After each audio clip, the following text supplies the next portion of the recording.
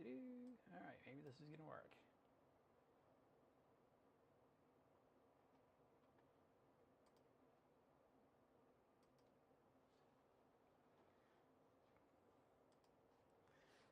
All right, we got everything here.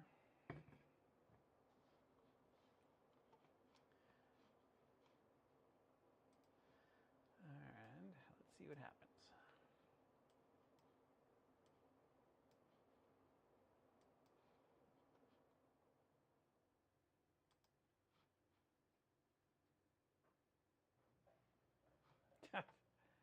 You're always the first one in. There.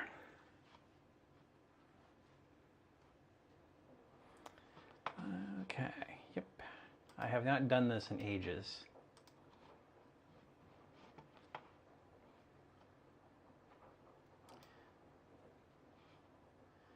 And the YouTube software has not improved one bit.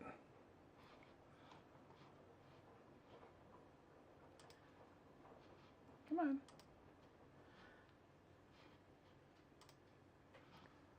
I guess I'll have to go to YouTube and watch it. All right, how's my voice working? YouTube software has not improved one bit. Okay, I can hear myself. Oh, so you're flying.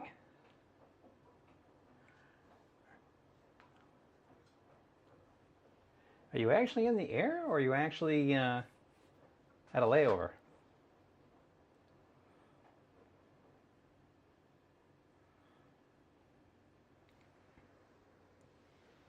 All right, Scoot, what are you doing?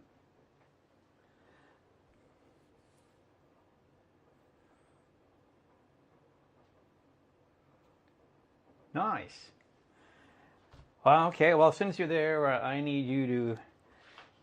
Is audio and video okay? Sounds good? Okay.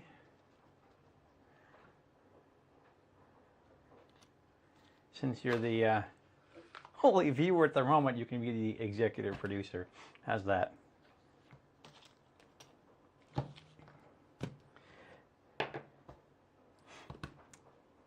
Dun, dun. Is this going to cut off my head? Maybe? Yes? No? Usually I'm always sitting. Okay, sounds good. Good. All right, I'm trying to see how everything's set up. I have not done this in 3 years. How about that? Oh, the Bamboo Lab machine is finished. Nice. So, the gist of what's going on now for what looks like both viewers. Oh well. That's more than I would have had before. So, I've got, this is, oh God, if I start counting, 1, 2, 3, 4, 5, 6, 7, 8, 9. Okay, this is enclosure number 10 from Printed Solid. Got a couple other ones. But what I was going to do is I was going to put this one together tonight. And it's usually not a difficult process. I've learned the joys of using blue tape to hold things in place. But let me switch over to the other camera. So I've already gone through, and outside of the door, I have removed all of the plastic, which is always the fun, tedious part. And so what we're going to do, this is a CR-10 style one. And the next part of that will be, once we get it together, we have, this is from 3D Upfitters. I've used this on several of the machines. This is a carbon air filter. I have to use an adapter to make it fit, but essentially this captures all the nasties. And then the other thing that I know is not popular, but people everywhere insist you don't need these, but I think your home insurance might disagree, is this is the Wham Bam, is the Velcro piece here. And this is what's called the Cloud, the Sentry. And this just Velcros to the top of the enclosure. So that if some sort of oh crap moment happens, there is a fire, somehow by the, just shit happens, guys. This would detonate and put a fire suppression material all over the printer. So that should help.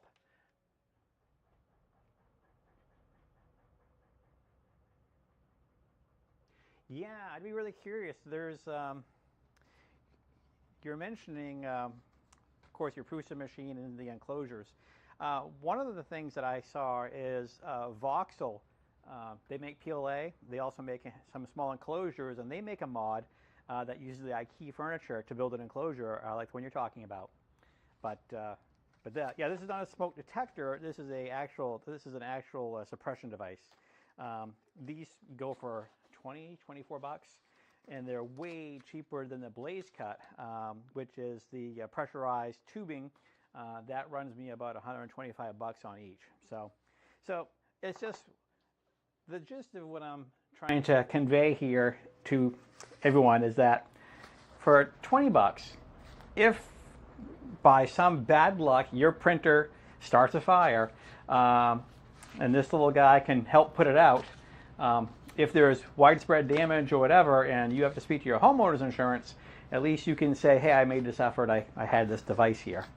No one wants to talk about 3D printer fires. I've been through one, and due to the legalities, I can't discuss it much, but I can tell you that it was remarkably expensive. And the best analogy I can give people is, it's like, you don't understand folks that have elaborate burglar alarms unless you've been burglarized. Then you don't know why you never had it. So anyway, as I go through the parts and pieces here, if you are new, if you're in the chat, looks like we get 5 viewers, so hello. I'm not a big channel, but I'm a fun channel.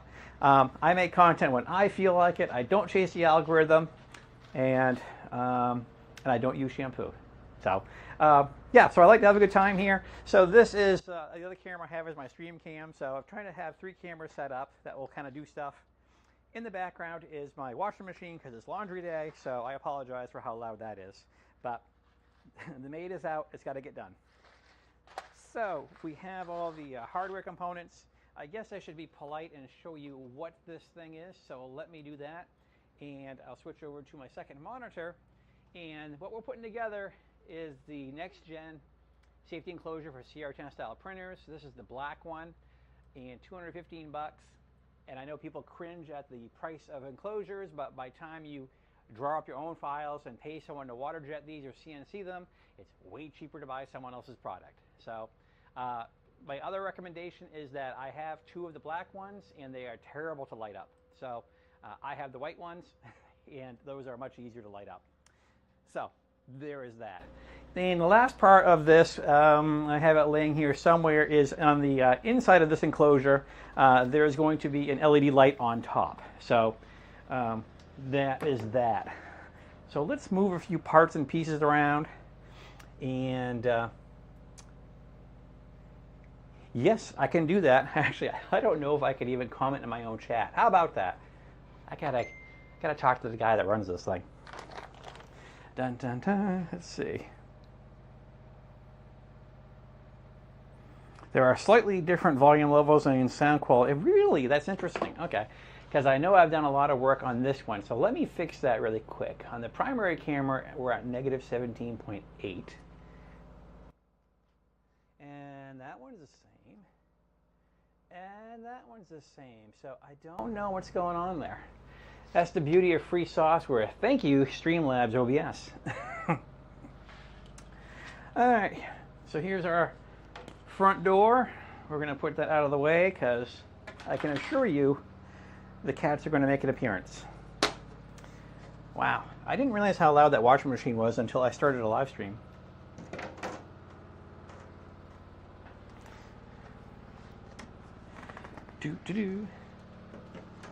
More pieces. This is the bottom piece of the enclosure.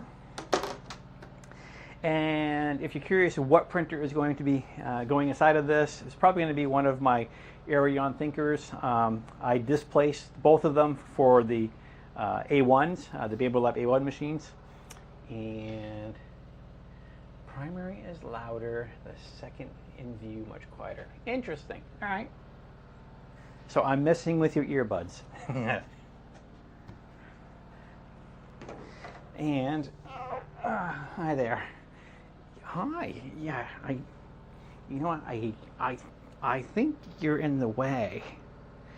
And if anyone hasn't met Scooter, he's a recent addition to the family, and as all of my tuxedo cats are, they're an extraordinary pain in the butt. So, scooter, world, scooter. All right, go terrorize your sister. Okay. Now this right here on the side pieces, this is the outlet.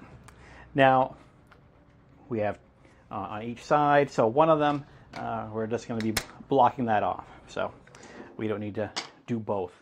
I also, from VOXEL, the folks that make VOXEL PLA and PTG, they also offer a yay, it got quiet again. They offer their own air filtration device, so I ordered a couple of those. So, and that one has not only a HEPA filter, but has activated carbon. So, we'll see how that goes. You know, I turn the cameras on, and it's just nothing but noise. So, I've got piece number one. I need to get my blue tape, which is over here. Dun, dun, dun. Just checking the chat buffers, see if I'm missing anything. Nope. It's funny because as I look at the screen here on my Streamlabs, it's asking me if I want to sign into my chat. Well, naturally I do, yes. So anyway, you had asked about the Wham Bam link. I can actually do that really quickly while I'm thinking of it. Let's go. And you can also use where Nerdy is Cool 2022. I think it's WNIC 2022 to save some money. Wham bam.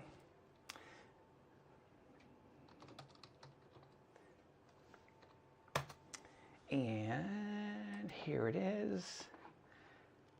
And of course, the link is going to be something huge. So let's shorten that up, shall we? Let's do it this way. Okay, and I'm going to drop that in the chat. Hopefully it will let me do that. And I think we're good. I didn't realize how white I was until I turned all these lights on and started filming. Oh, wow. Let's get some of my toys out of the way. So the cloud, filter, there's a cat hiding under this box. Hardware galore. Okay, what time is it? It's 4:52 Eastern. These are the hinges.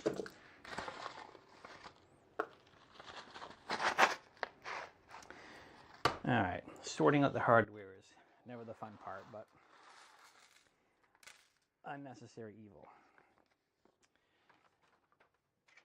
This is where all those flow rate testers come in handy. No, I'm not really sporting a sunburn. No, actually, we got some snow last night. That was kind of a surprise. Yeah, they all week long they were hyping up the potential about getting a storm, and they only predicted scattered snow flurries, which turned into 4 to 6 inches of snow.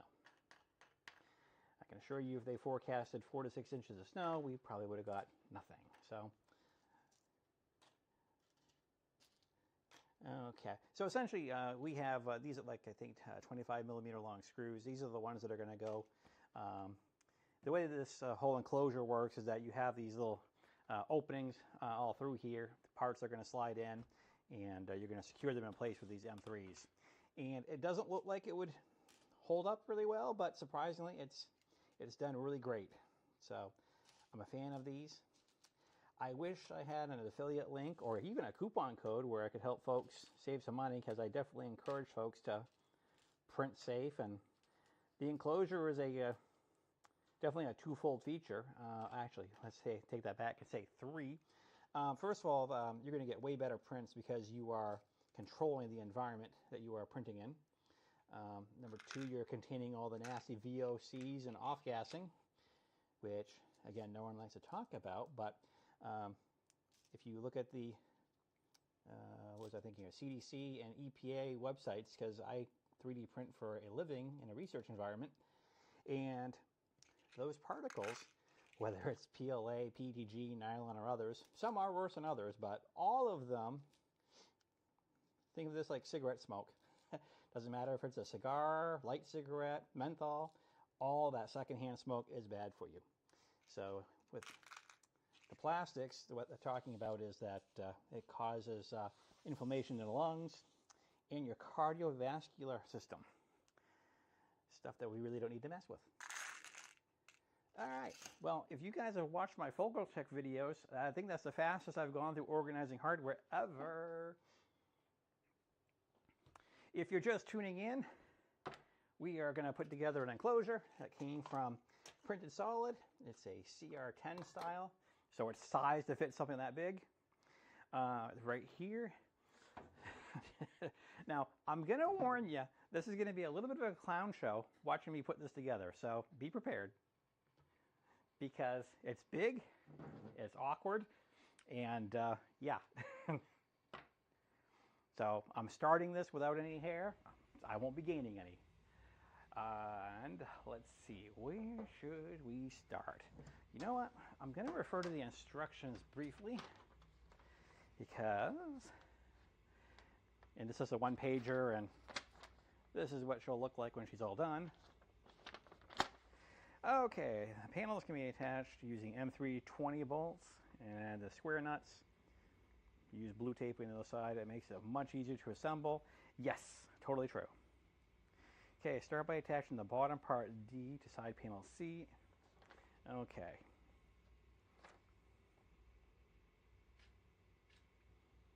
Oh, my camera's making noises. That's fantastic. So let's take their advice.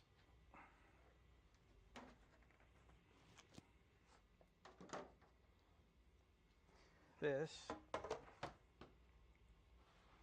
Now what I'm going to do, only because I've been through this a few times before,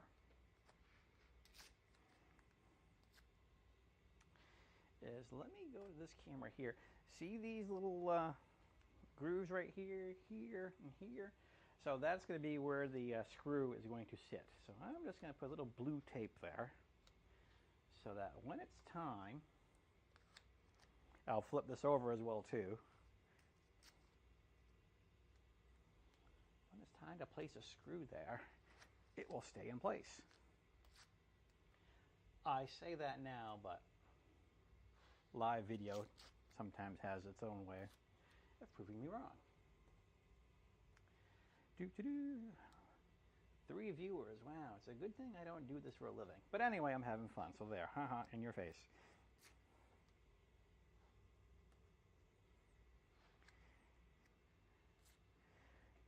So if you're just tuning in, I know, keep saying that, being hopeful, feel free to say hello.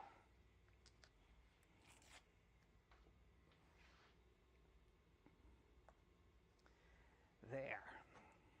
So we're going to flip this over. And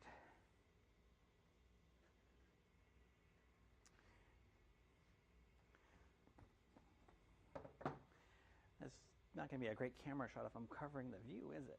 Okay. So got to take note that I got the air vent here, so I'm kind of working on the back. And I'm going to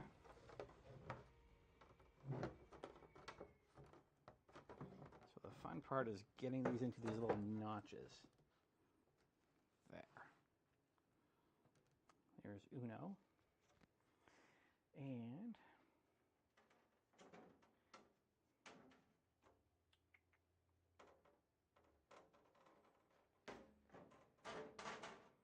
sweet. All right, and then we got the back piece over here.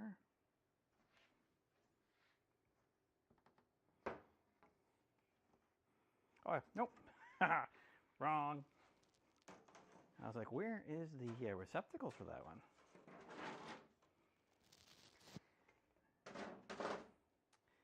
And this is the back. And you want to make sure, see that small square in the corner? That's where the power outlet is going to be. So thinking ahead, on that particular location, where do I want that power cord to be? I probably want it to be over here. So it'll be centered up with the other enclosure because they're going to sit side by side.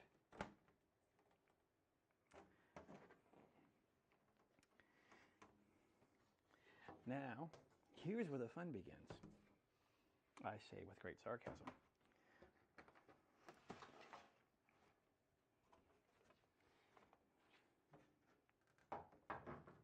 So what I'm going to do,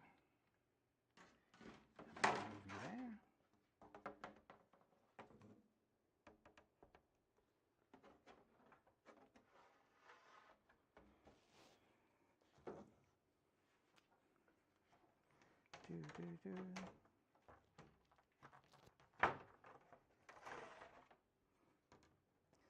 This is when you wish you had a second set of hands, but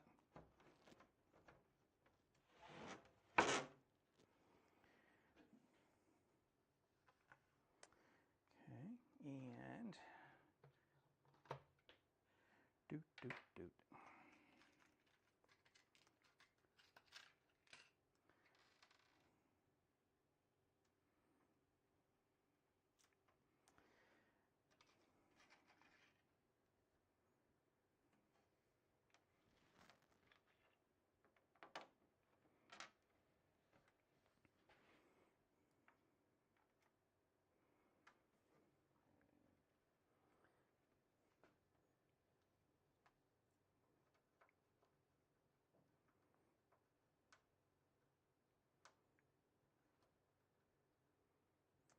Okay, first part going in. Okay, there's one.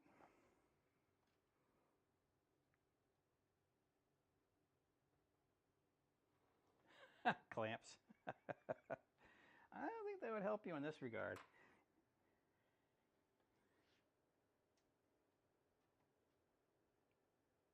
Okay, that guy is lined up.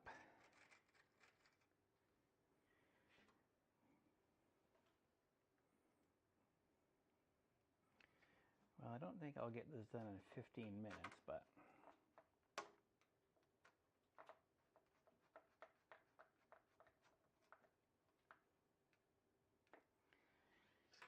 okay.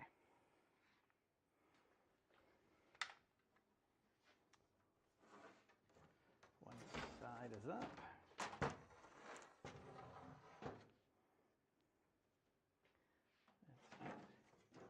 This other side.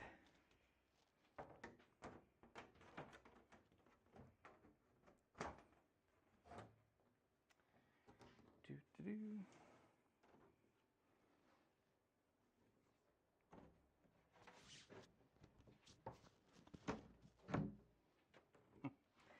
And one of the things I like to do is kind of put you on the edge a little bit. There you go.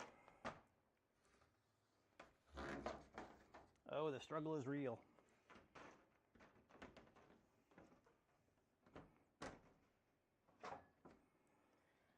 Now, oh my God, they actually lined up the first try. So, next thing I'm going to do, before I go messing with the bottoms of these things,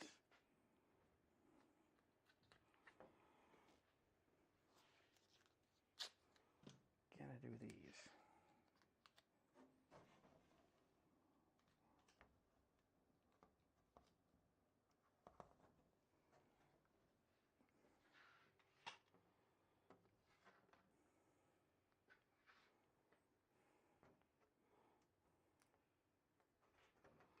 Oh, the chat buffer is alive. Come on, guys.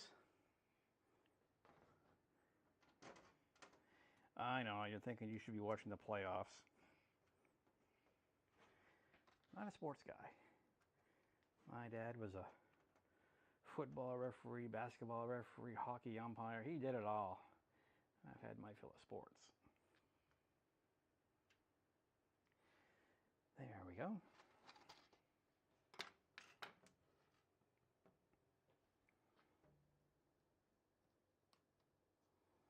I'm trying not to talk to myself. I'm starting to understand why Bob Ross it wasn't the way he was. Okay.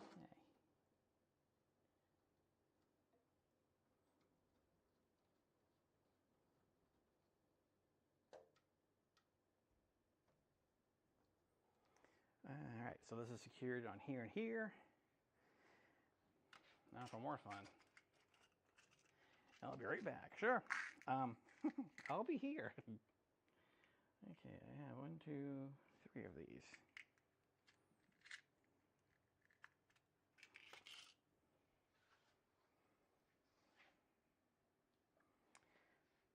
So what happens when you build walls is sometimes it's hard to see over them.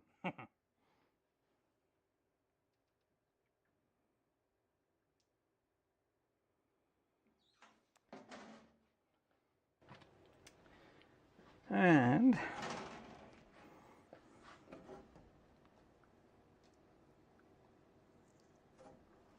sweet.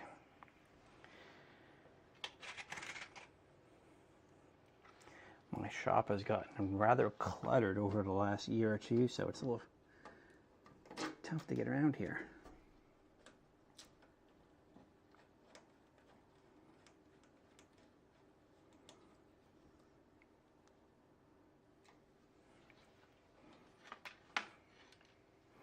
Let's move the camera a little bit so you can see what's going on over here.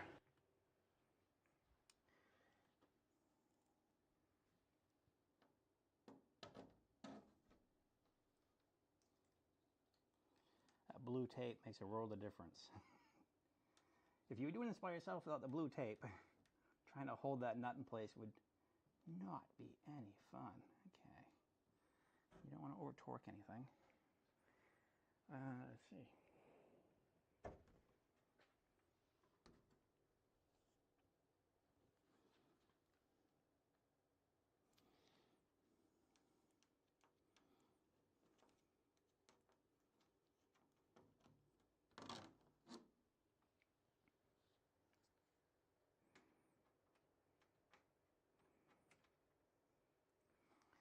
The nut popped out.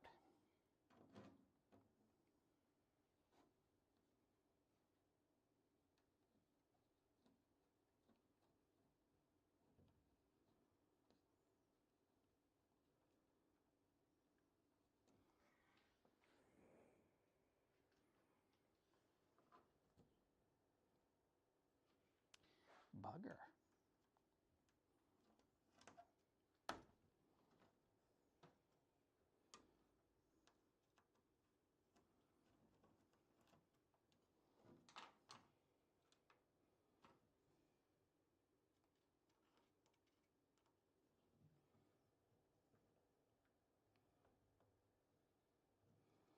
That's what I want right there. Sweet. I'm back. So what faraway place is Caleb traveling to? For my viewers, Caleb is a longtime friend. He also a fellow R2-D2 builder, and he's also a commercial airline pilot.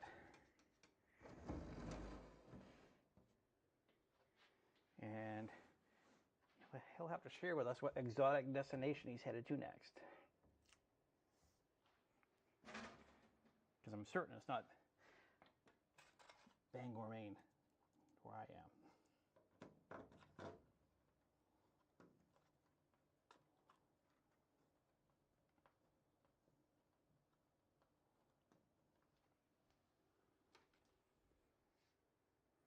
Oh, almost. Tokyo tomorrow morning. Wow.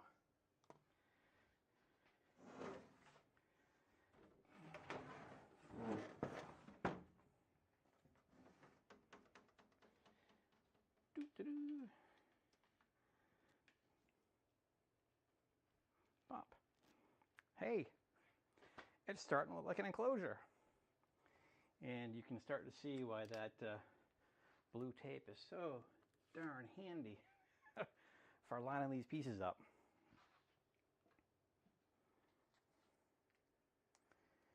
I'll keep these two pieces handy here. The These are side pieces which are covered up by these clear plates, and generally these go on last because almost all of my printers are connected with Octoprint. So I find that the hole here has to be widened out for the USB cable to fit in there. But you can see back here we've included a good location for the power cord to escape. So that looks decent. We also know that the air vent is going to be plugged in on the other side. So while I can easily access this, let me turn that camera up a little bit higher. Oh, yeah, it goes really smooth, doesn't it? So on the outside is this cover is going to go. And that, I think I'm going to do now so I can actually reach it.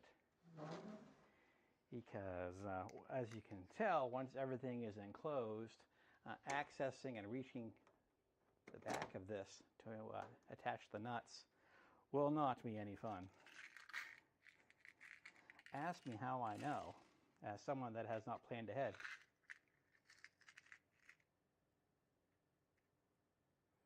Wow. Yeah, you do have that traveling life. Good for you. Yeah, I flew DCS last night, but I didn't see any of our friends, so I just flew on the server, and I think I was on the 4YA Discord, and it's always a mixed bag of enthusiastic, foul-mouthed youth and retirement age folks that we're used to. But it's still fun.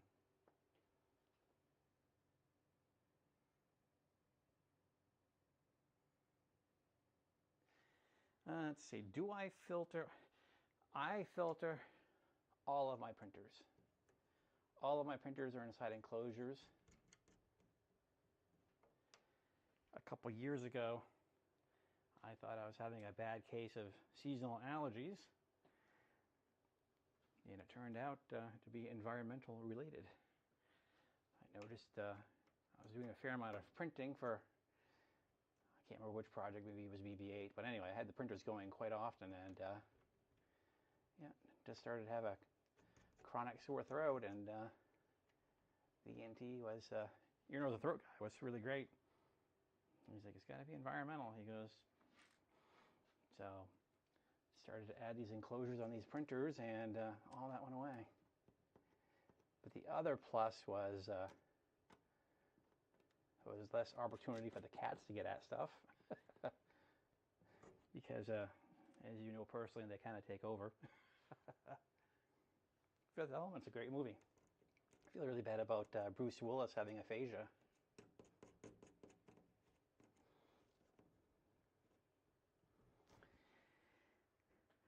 Alright, let me just show you on the other side here with my Logitech StreamCam.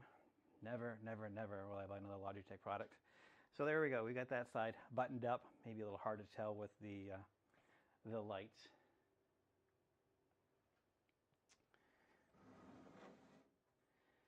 So the next part of this is the top.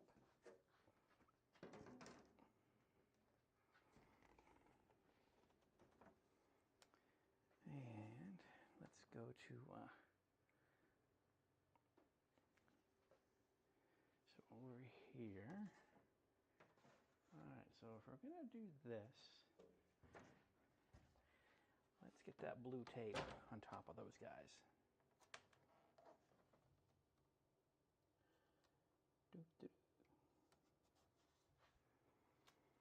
Yeah, I keep on watching my mailbox. I was promised a second-hand Thrustmaster Warthog setup from one of our friends, but they've made big promises before and haven't delivered. But I was hoping this might be the one, because that would be a great upgrade for my flight sim setup. Okay,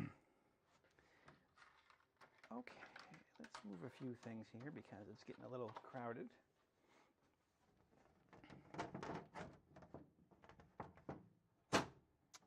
Snap.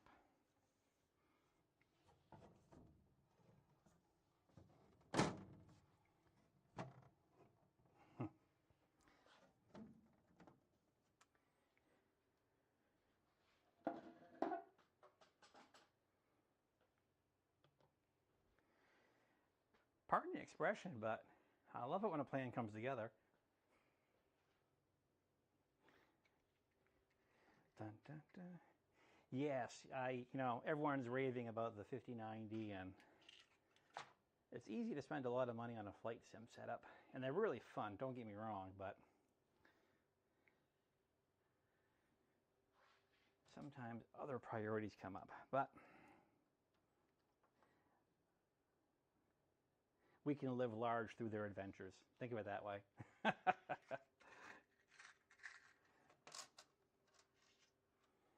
Yeah, I spent a good amount of time fine-tuning the setup on my headset.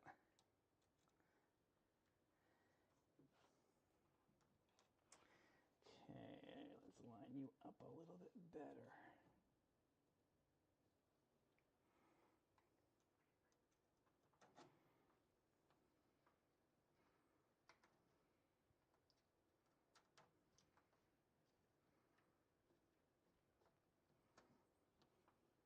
I still have friends of mine asking how come I'm not actively flying, in the rental airplanes. It's just too freaking expensive right now. Well, let's be honest. And general aviation is always too expensive. That's the only correct answer.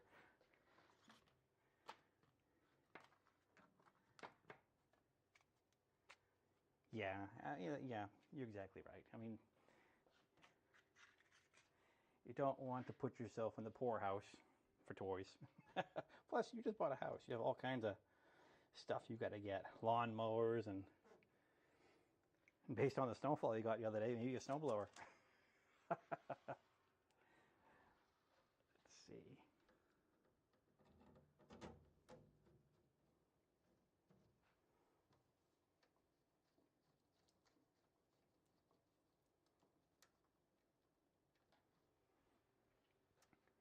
Don't know if I mentioned to you, but Where Nerdy is Cool is going to have a new website really soon. The .com. Oops, let me fix this real quick before I carry on there. Yeah, we had a WordPress site that basically just linked all the videos, and most of my contacts have come through email, but I used to do websites back in the day, and I always thought, hey, it'd be kind of fun to have not only the videos, but blogs and contact information and, just other information. And so I put a feeler out the other day saying, hey, who do I know that's a web developer? And spoke to one gentleman, and he's really interested in 3D printing, so he was like, hey, we should talk. So great.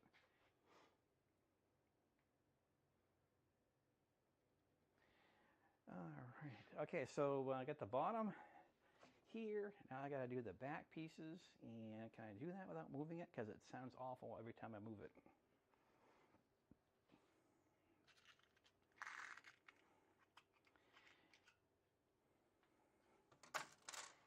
If you're just tuning in, I'm sorry, I've neglected to do that a couple times here. We got chatting here. This is the next gen enclosure that I'm putting together right now. And obviously this one is the white model, and you definitely want the white model because I have two of the black ones and they're very difficult to illuminate. So this is what I've got, and a lot of people cringe at the price being 215 bucks, but hey, look, by the time if you look around and find out what it costs for CNC time or water jet time, buying the materials and using your own design, this is the best deal in town. So I got this from Printed Solid, and this has worked great. I'm sorry, I should go to the other camera here. Here we go.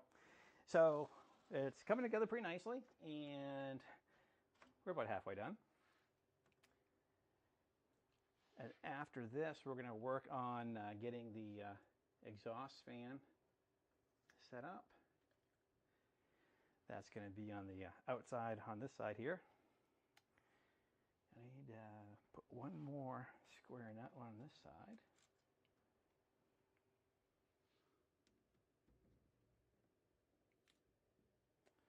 I think the best way to do this is to walk around. Let me check. Okay, what have I got? YouTube says I have 3 viewers. Outstanding. Well, hey, I'd love to have more, but I'll take what I got.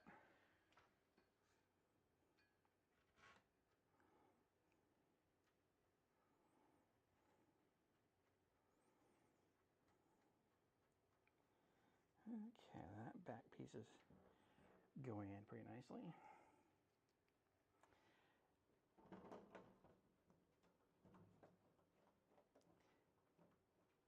And we're definitely going to pause on the top piece because I find it's way easier to put the ductwork in without it on.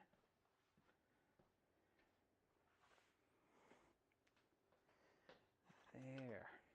Woohoo! I could put the front piece on, but I need the top for that, so let me move these square nuts.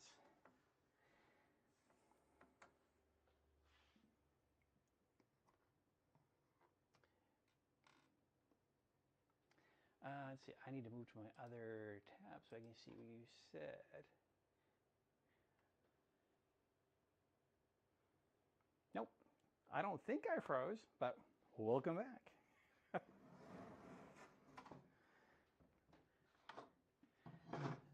Now, here's where some more fun begins.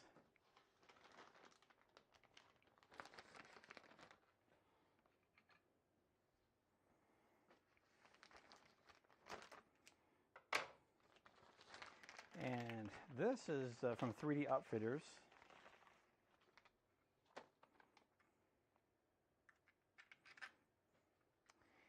Essentially, it breaks down to this is a 5-volt USB powered fan, and in front of that fan is a large carbon air filter. Does not have HEPA. That was one of the upgrades I inquired about. But this, just as an example, is way too big with that hole pattern on the outside, so we have to attach an adapter. And I just need to locate the ones that I printed.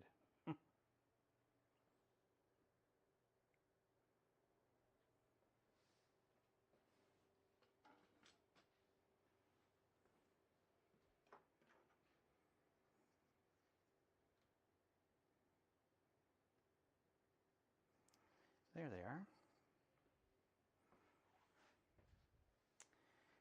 Okay, I printed these out on the Bamboo Labs machine a bit ago.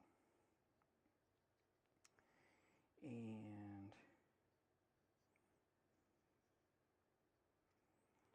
so what I need to do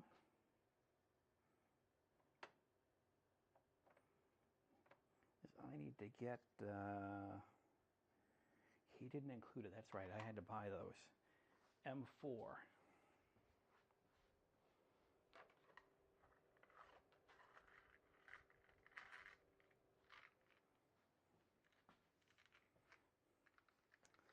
So what's going to happen is this adapter will be on the outside.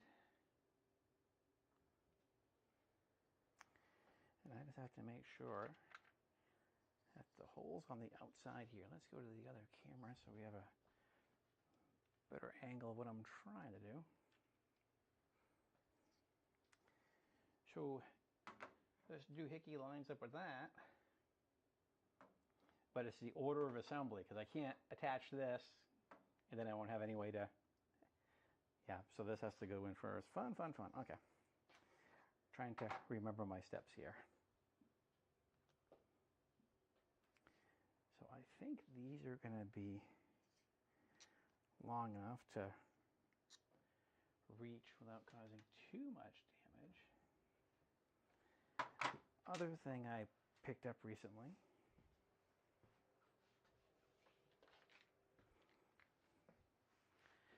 again, I wish I could find these locally, but this was another Amazon purchase because the McMaster ones would have cost me an arm and a leg. These are square nuts. Oh, this thing's wrapped in shrink wrap, isn't it? Oh, they got tape here. Here we go.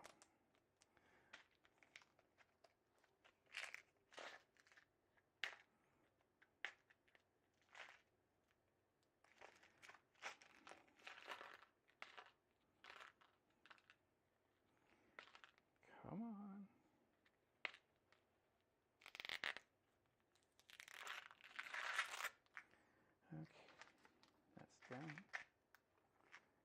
more Scotch tape. Good Lord.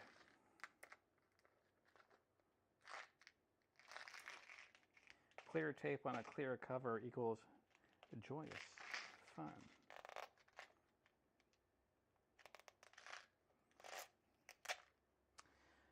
So that's the only rub, is if you do the 3D Upfitter, he no longer includes the adapter piece, so he apologized for that. Okay, M4.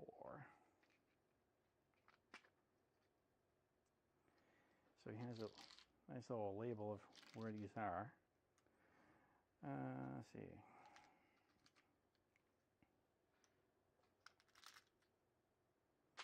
M4 and M3 are together. Looks like there was supposed to be a divider in there, but it is not divided. So we slide that guy in there. And that's supposed to be a press fit. Oh yeah, that's not going to burn us.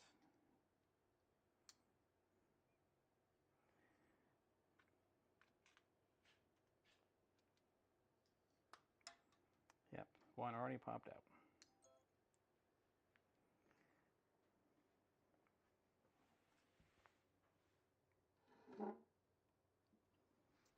Yeah, I'm pretty sure we will never see that one again.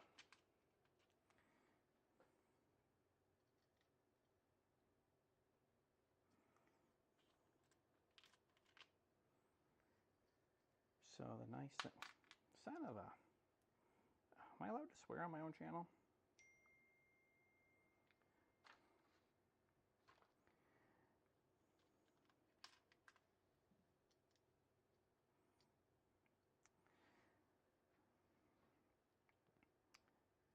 So I have these guys sort of in place.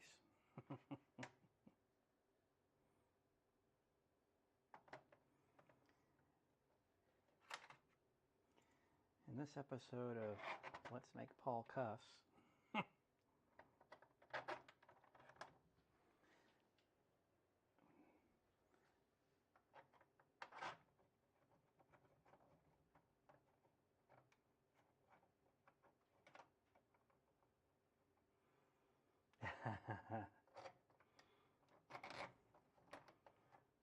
try to be really good. I really, really, really do.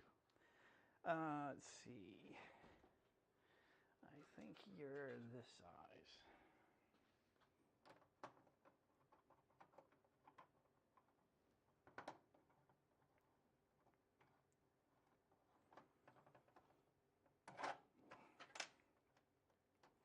Now the one struggle I have with his design on these is that there is a nut at the bottom that there's always one that's a little out.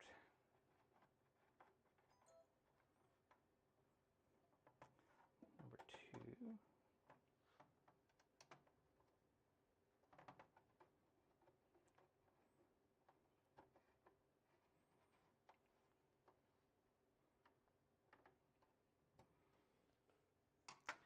Now I'm kind of debating putting a little tab of blue tape just to keep those guys in there.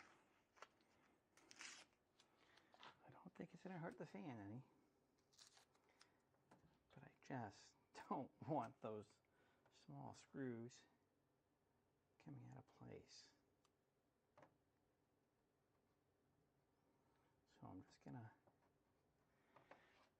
put them along the side, just so it can't escape the channel.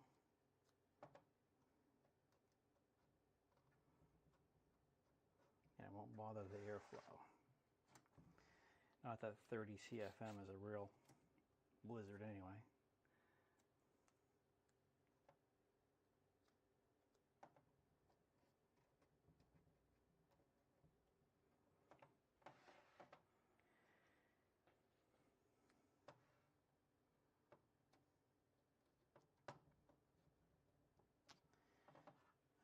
So what I've done is I've just put that blue tape so that those screws cannot slide out.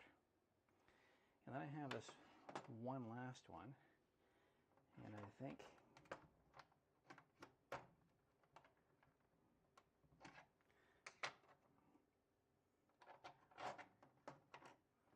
Don't get me wrong, I can get by with only 3, but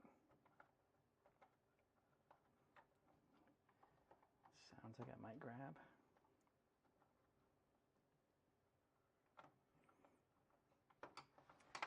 Yeah, this has been my only complaint with this device. I have mentioned that there's been a problem on 9 of these. And he tells me, no one's ever complained.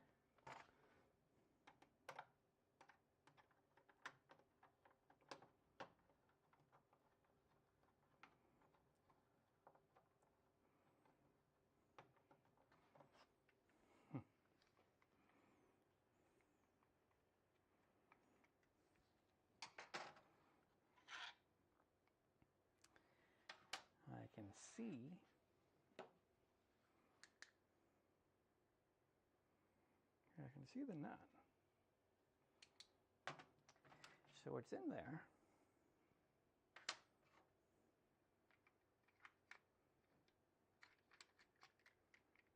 Aha.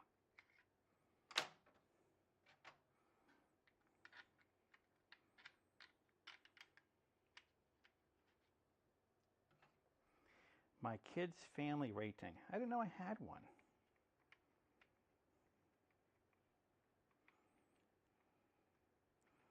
Well,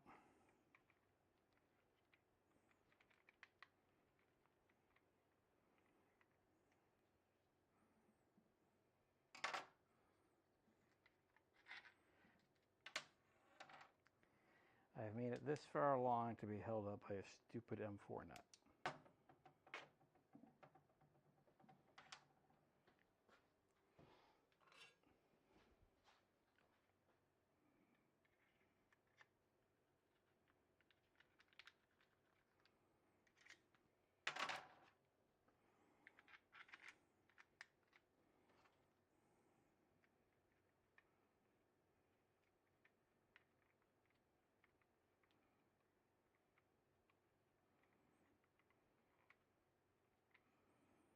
Well, I guess I can live without it.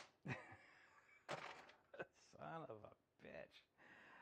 Okay, next step. This thing has to be held in place with the M4s, and I think this size is going to be fine. And one of my favorite little tools is this guy. So not only can I drill the hole, but I can also thread it at the same time. I mean, we're dealing with 6mm, maybe 8mm. So it's not like we're going to get many threads out of that. So rather than threading the drill, just get this guy. Woot. And we're just going to go ahead and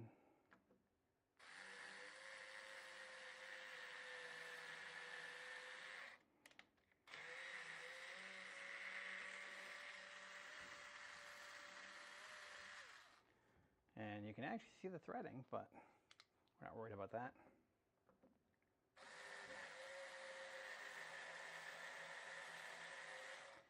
But what I like is that gives, there we go. It gives it, you know, something else to bite into. So that's cool.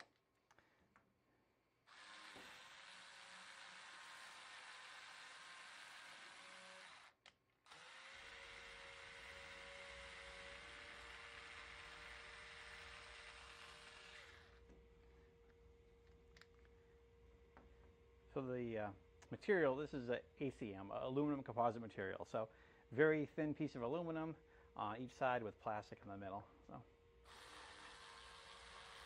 technically this stuff is signboard.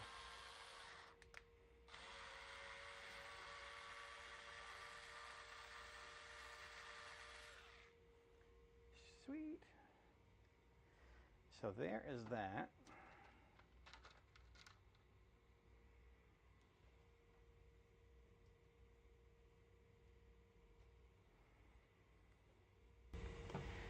Okay, you can't hear me at all? Well, at least on that camera angle. Okay, well that's supposed to be using, let's check. Okay, so that was on the stream, no, that was on the Canon. Let's go to the, yeah,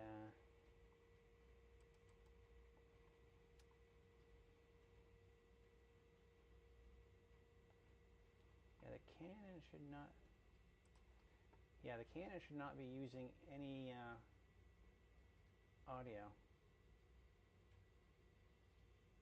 This is better on this camera. Okay, it's the exact same setting, so I honestly don't know what to tell you. And the stream cam,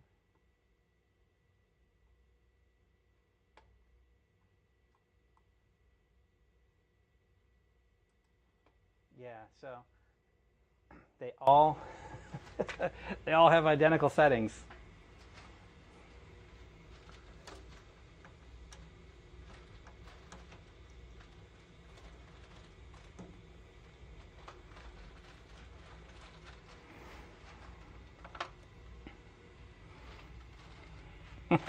So if you're confused, so am I. Me too.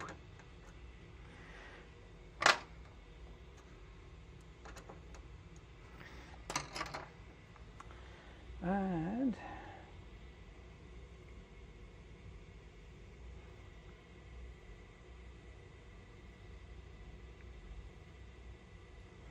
oh, the stream cam. Okay, hang on, this guy. Stream cam is the quiet one.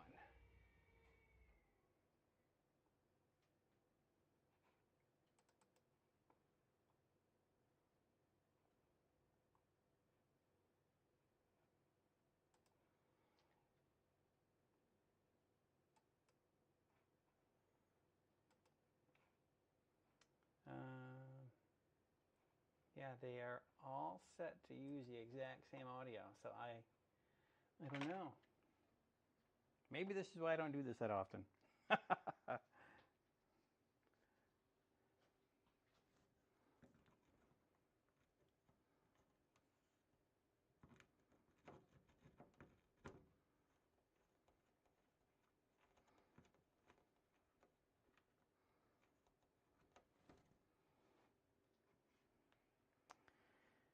And oh look, hi.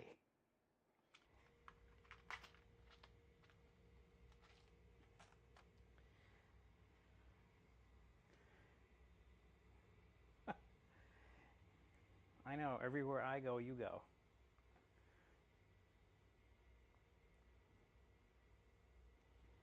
What time is it? 5:30?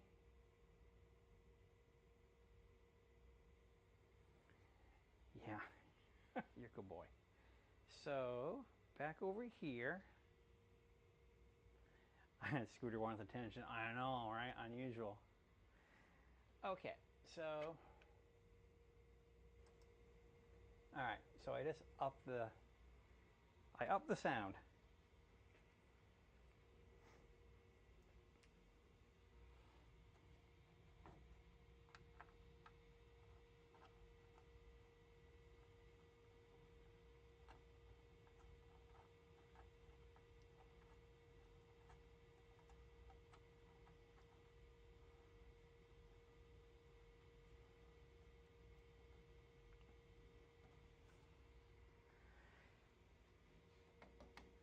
Okay, that's threading on pretty nicely. And I upped the sound, so maybe that's better. Oh. What did I do?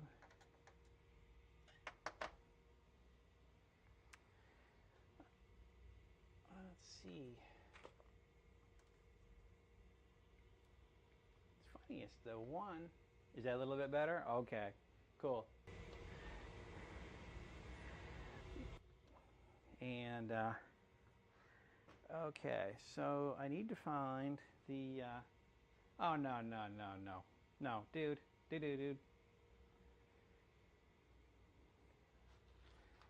Oi, oi, oi. Buddy, you're kind of in the way.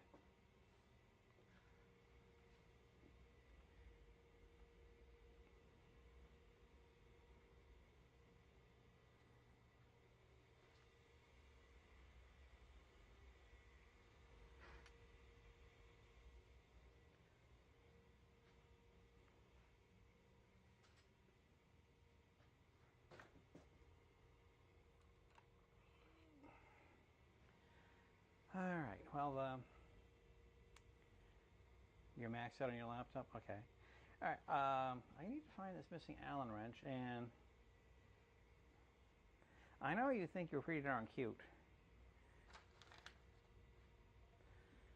Let's see. Doesn't it just figure the one Allen wrench I'm missing is the one I really, really, really need? No, no, no. Hey, bud. Hey, bud. Hey, bud. Come here. Come here. Oh, come here, buddy. Oh, I know. I know. I know. Have you seen the Allen wrench?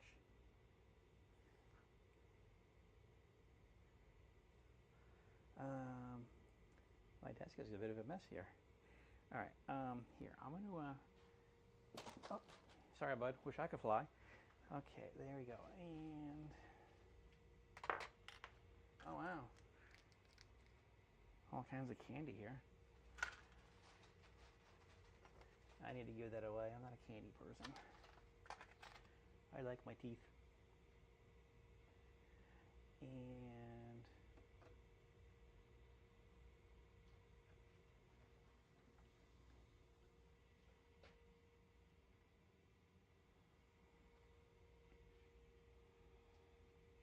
all right, back at it. So these two are threading in nice. I just can't find their stupid Allen wrench. I have more. 23 printers. Every printer came with some sort of Allen wrench or something. Hey, I just found it. How about that? I threatened to go find another part. All right.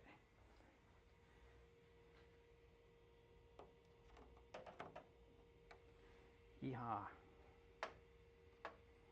So can you imagine putting this together with the roof on? I've done it a couple times and it's not enjoyable. The other thing I'm going to do is the back piece. I'll put that window in.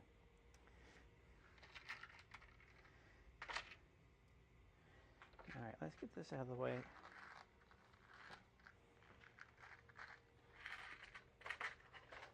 So for anyone scoring from home, the magic size was M4 by 14 millimeter for these guys.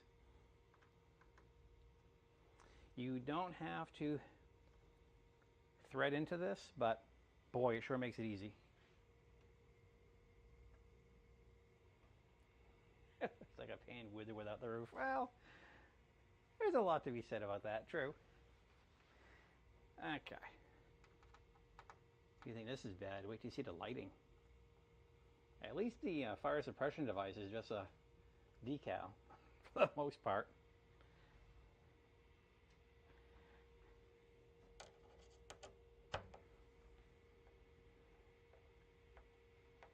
Yeah, I have both bamboo las machines inside these. I love it.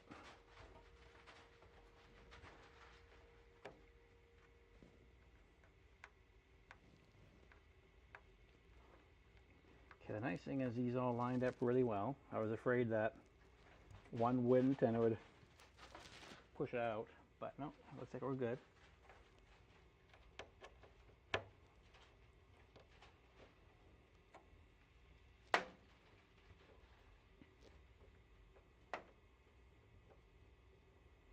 On my tippy toes here to see.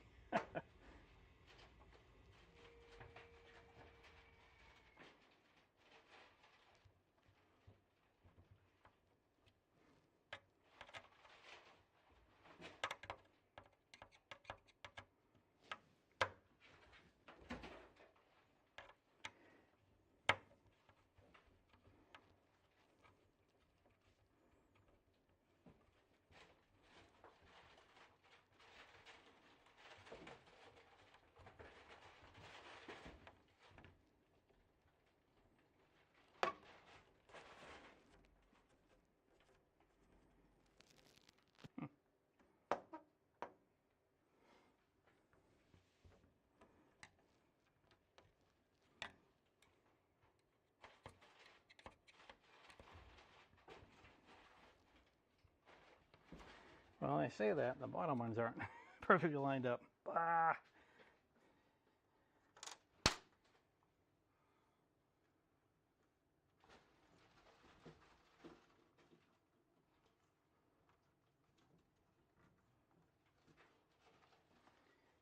Okay.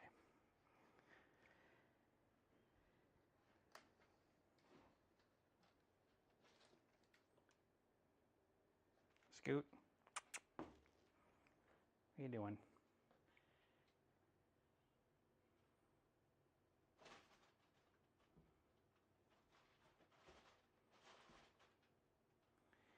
Yeah, that's my little helper there for you.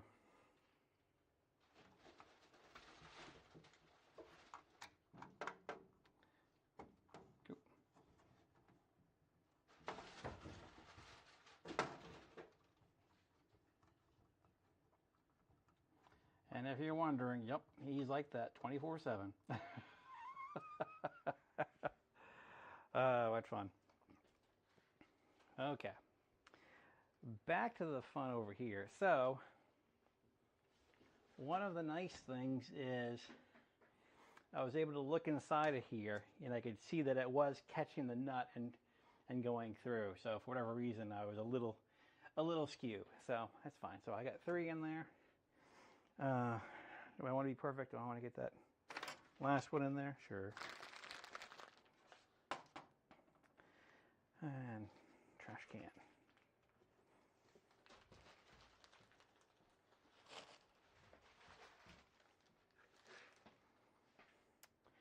And this was the spare one in case I fudge up.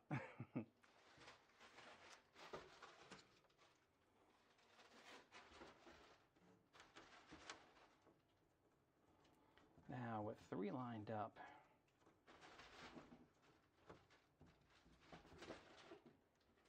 that should be okay.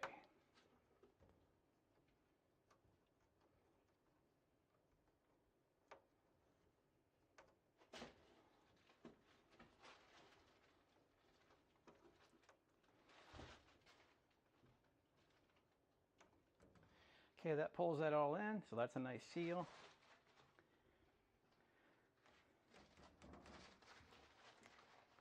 Nice.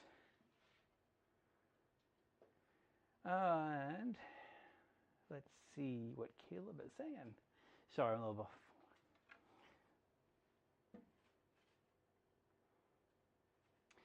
buff. The length of that screw,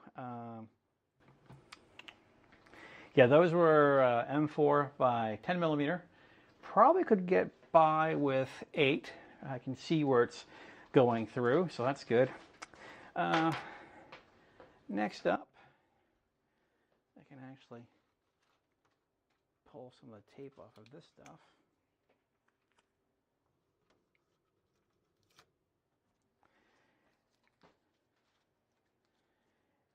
The next thing, we're going to pivot this thing around and we're going to do the back window. And I'm going to clean up my mess here just a little bit.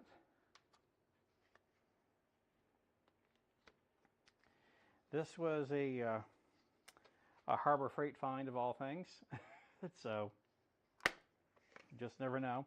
As far as what the brand is, I don't know. I just know that I bought this in 2016 and it's been super handy. I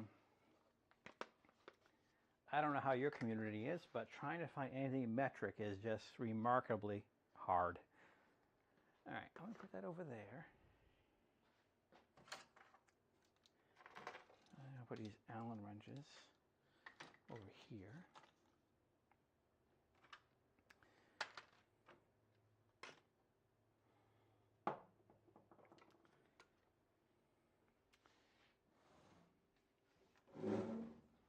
Whee!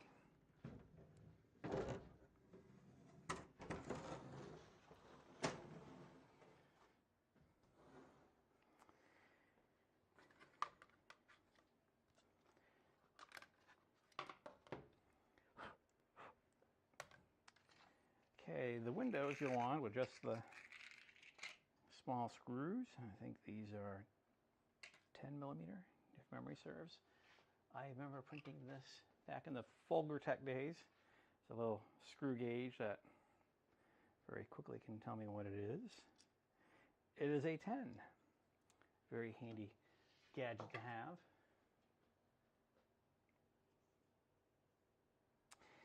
Yes, that's a very good point you make about Harbor Freight. That's something I've mentioned to people.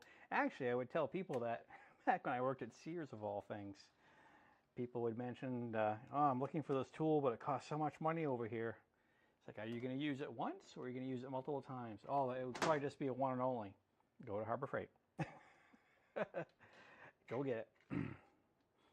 Because just don't expect that Harbor Freight device to work for long, because they're just super cheap.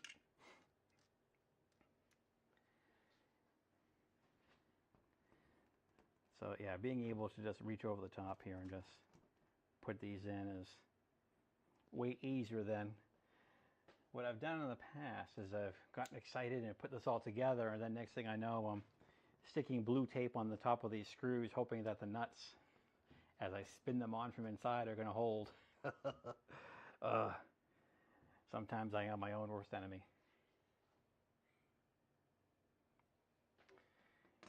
Yeah, I ran into that with pneumatic tools. When I was doing R2D2 skins, you know, I was doing it with the, there we go. I had a pneumatic air saw. Looked like a little lightsaber, just a little saber saw. And it was great. But this time I went to go to use it on the second R2D2, the valves were just gone. I plugged air into it and it just started hissing, like, oh, that one's dead. Reciprocating saw, that's the word I'm trying to find. Yeah, I went to one of the R2 builders get-togethers, and one of the guys was really all about air tools. And I was a very nervous R2 builder because, you know, especially if you go the aluminum route, you're paying a lot of money for these very expensive pieces that you're going to piece together with other parts. And last thing you want to do is drill the wrong hole, tap the wrong hole, you know, have it be off, whatever. And with an air tool or any kind of, you know, motion tool, you can do damage much faster than by hand.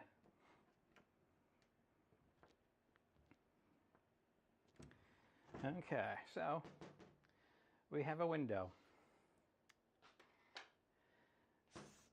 Honestly, I've never found that this is very useful for much, but I like the fact that it's there if I need it, because I think I had on one printer, all of my machines I feed filament from the top using filament dryers, or I'll use the dry boxes, although the filament dryers have come down in price so much that it's just way easier just to use those. But anyway, I think I had one machine, it might have been the CR-10 from Arion. It was so small it was easy to feed the filament through the back panel. So we've made some progress. Let's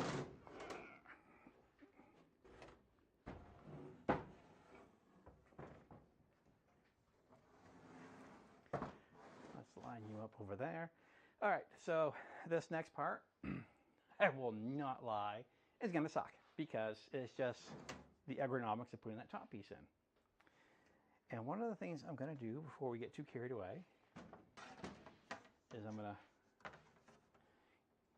get the blue tape out, because what's going to happen is this connects and we have to go from the outside to feed in the screw, and of course the nut is inside here. So you can imagine by yourself trying to hold that nut just would be totally maddening. And I use a long enough piece of tape so that when it's time to remove this stuff, it comes off fairly easy. Oh, let's change your angle here. Whee! I don't know if it's any better with a Canon, but here we go. The Canon, this is a T7i. It doesn't do clean HDMI on the output if you're doing streaming or stuff like that. It insists on putting a box around everything,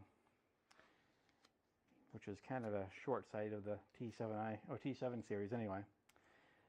But for $5 a month, you can use the EOS webcam software, which will turn your high-resolution camera into a lousy 1080p video, but it works.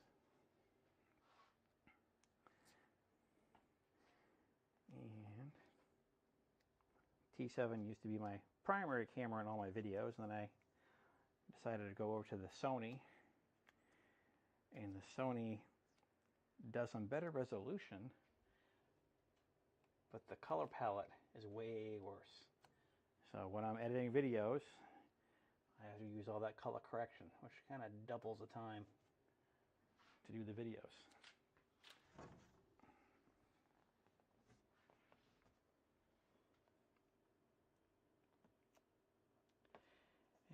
It can be a little frustrating. I mean, YouTube is such a profitable enterprise for me, but it is what it is.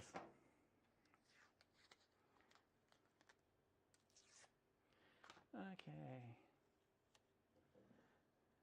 Let me look at the chat. How many were built when you started on R2? How many built R2s did we have? I would say under 100. Yeah, because I started in 2003. Because I had seen, I think it was Alex Kung had built his R2, and I think he was the grill. I think he was the Weber grill for the dome. And you know, it's funny because I looked at his R2 and thought, oh wow, that is so cool. And then a year later, as I've seen other people builds, other people's builds rather, I'm just like, oh wow, that was such a crappy build compared to some of these other guys. I don't mean that to be mean, but it's just like, you know, once you get into a hobby and start seeing more and more builds and how they've been done, you're just blown away by it. I'm still fascinated by the 3D printed R2s. I would still love to do one, but I would never expect it to be much more than a static build, you know, just sitting around the house. And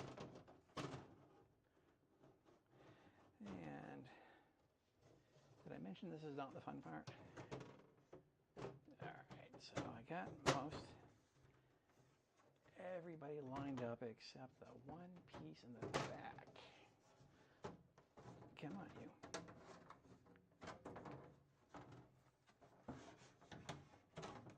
Oh, I really want to swear. I really like my colorful metaphors. Okay, you're almost lined up. There we go.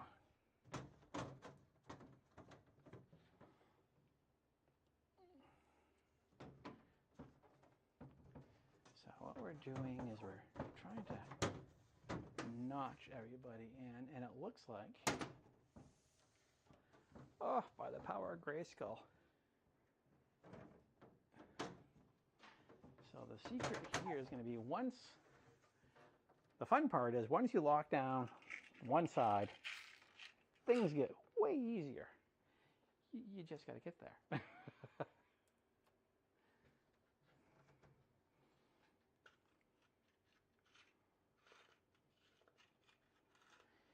Yeah, the thing with building an R2 is, you know, when I first got mine done, I just couldn't wait to start.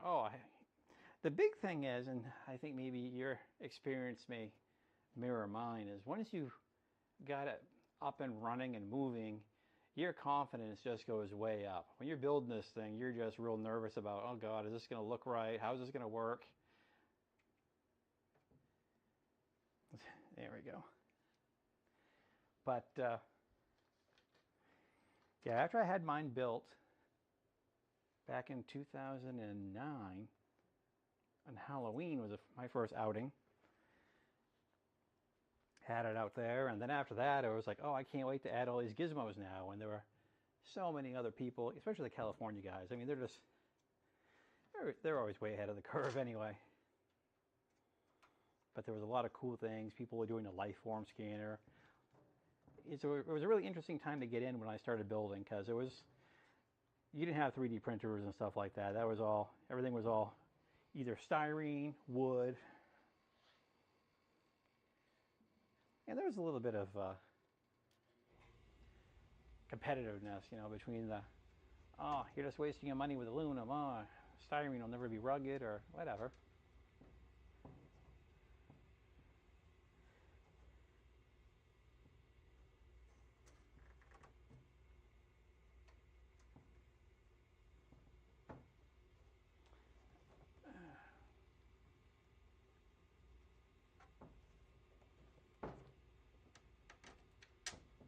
There we go.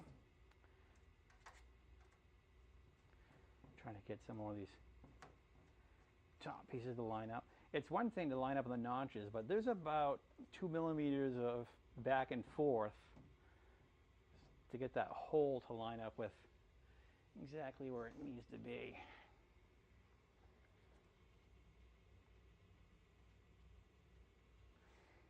Yeah,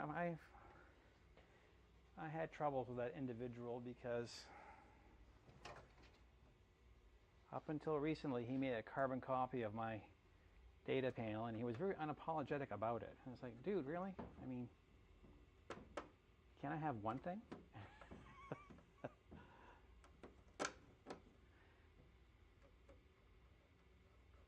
I think it was rather recently too, yeah.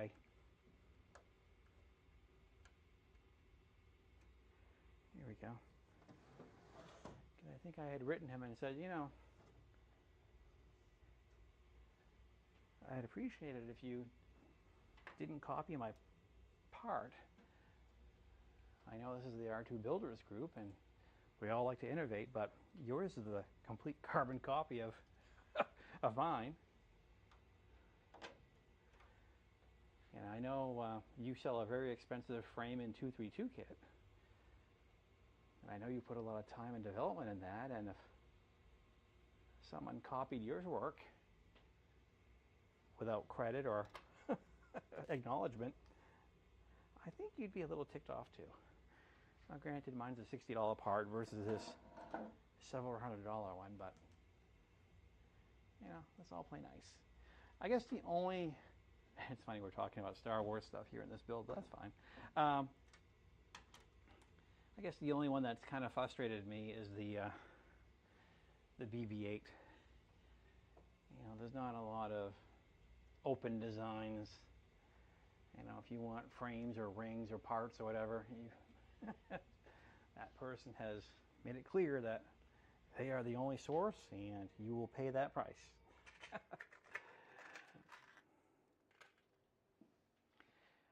So we are doing really, really well. We have a box. I'm just double checking to make sure I haven't missed any connectors here, but so far, so good.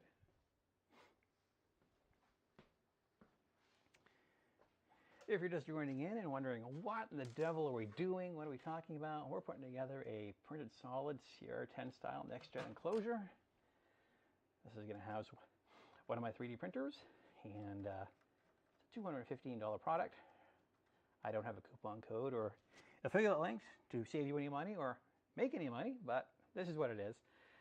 Enclosures are very good for 3D printers. Not only do they control the environment so you get better prints, but you're protecting it from, and you know what, I think I was starting to give the 3 reasons why I liked enclosures, then we just kind of went off onto a tangent. I know, it's not that I'm chatty, right?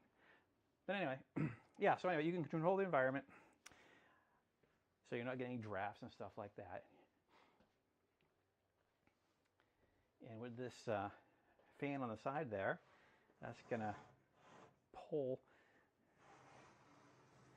the air up and out. And of course, you're keeping the paws out, and then you can you know, contain the nasties. You're probably wondering, or if not, let me enlighten you. So on the inside here, we have these air intakes. I know a lot of people, when they've seen my enclosures, they're like, don't you want to seal that up? I mean, I would think, you know, you want it airtight. The answer is no. What you want to do is you want to pull air from outside in, so it's negative pressure.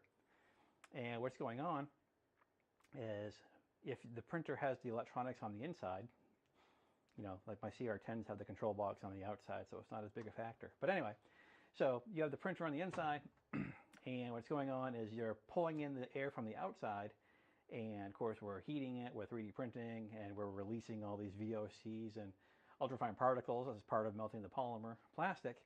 And as it goes up, it's going to get pulled in by this air filter. And that carbon air filter, carbon has a huge surface area, so it's going to grab those particles and then vent into the, here in the basement, where there are 2 other air filters. So we're working on making sure that it's a healthy environment. Boy, you know, this camera angle, I look like a fat bastard. Or maybe I am, and I'm just in denial. But anyway, so there is that. So that's why we have those gaps. And the next step of this, I'm going to throw this on here just for giggles. There's the top cover. Now, this is definitely thin enough where, actually, let's use a prop. This is small enough so that, for example, from my, this is a piece of Bowden tubing, so that can go through here. So what I do is with the filament dryer up top, I run from the filament dryer the Bowden tubing, so it will go right through here and feed into the printer. Because it's one thing to control the environment here, it's one thing to control the environment in your filament. People are always curious about why filament dryers. I've never had any issues. Well, you've been lucky. I can tell you that in the large scale world, when we're dealing with hundreds and thousands of pounds of pellets of plastic, those do go through hoppers and they are dried for the recommended duration of time that the manufacturer states. And then those are vacuum fed into the hot end of the large scale printer, whether it be our master print or the new world's largest 3D printer that we have over there. But so my point is, if it's important for a multi-million-dollar machine, it's just as important, because those chopped up pellets are the same thing as your filament. So.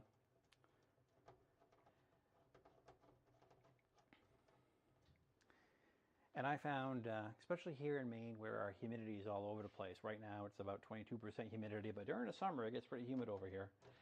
But if you have damp filament, you know, you may see some stringing or hairs or stuff like that in your 3D prints, and it can drive you bonkers trying to, well, you know, is it my retraction speed? Is it my retraction distance? Is it the temperature? What's going on? And sometimes it's just as simple as you got moisture in your material. And the other thing that you know, people don't like to believe is that, you know, we know that PETG can be very hygroscopic, as can nylon, but so is PLA. And the other thing is that a lot of these materials, you know, just your PLAs, for example, I mean, you may find that the colorant they use for red, or the, say, for example, like with white, they use titanium oxide quite a bit, you know, and plus whatever secret sauce they have in there. You know, if it's like a silk PLA, they'll probably have some TPU, because that's what silk uses to get those smooth lines. But that can also be affected by moisture. So anyway, if you're going to spend all that money for great material, try it. So the moonroof is on. I don't know if... So I get that on there. Let's see, let me look in the, I think it says I have 3 viewers, and I think, unfortunately, I'm one of them by being logged on to the other one. Now I need to grab the lighting.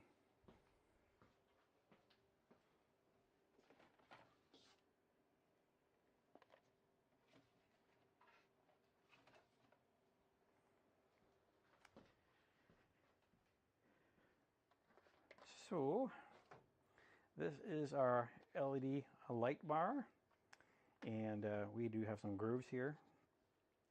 Now they included some wood screw-like things, and I'm not going to use those because those are going to stick up the top, and they're going to be very, very sharp, and I don't want to gouge myself again. Again, falls under ask me how I know. I do want to test this light real quick, because it would suck to go through the process of installing it and discovering it doesn't work. And I have an outlet over here to go check.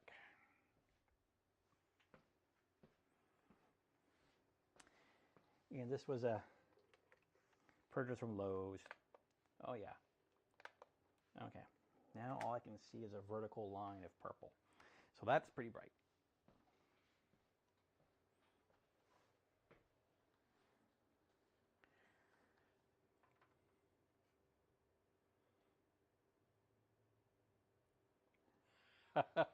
You might be 2 of them. Hey, you're pumping up my numbers. How about that? That's fine. So the next thing we gotta do, so the one thing as we get ready to install the light, I have already picked up an extension cord. And there's that. Now, the other thing that I just had a little aha moment, and sometimes these things happen during live streams. So, typically what I would do with this, let me move everything a little bit closer. Oh, I really like that. So, light's going to be up here, and power cable is going to be both for the printer and for this. But on the other hand, up top here, I have this opening. And I wonder, I mean, I can always add this later, but I bet I could take some TPU and make like an air grommet, you know, where it comes together like a T, and that power cable could go right through the top. Maybe not need an extension cord. I'll have to draw that up in SolidWorks. Anyway, the next thing I want to do is I want to figure out what size screw that's going to fit. I wonder if that's going to be our M4 again.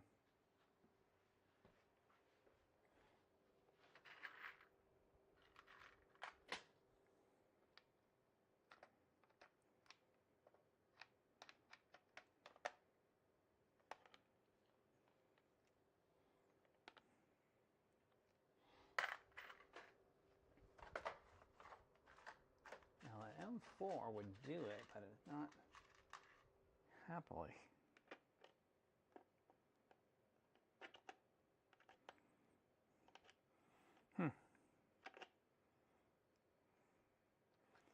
Surprisingly, an M3 would do it. Dun, dun, dun. I mean,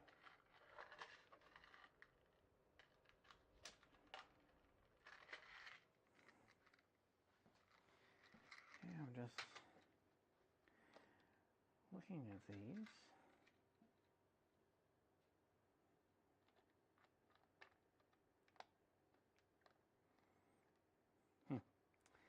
You know, they put these decals right over the opening. All right, let's see. Yeah, that's, if the M4 went in, they would never come out. So M4 is out. But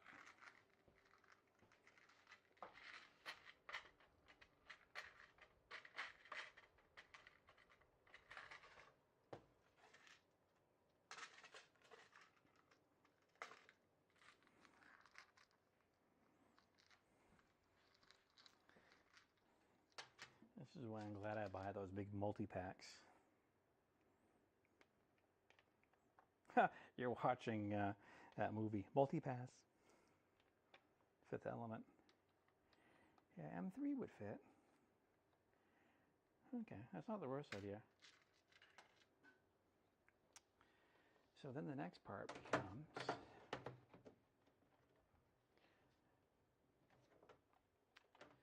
they're going to sit up top like that. How far are those holes apart? Multipass, such a good movie.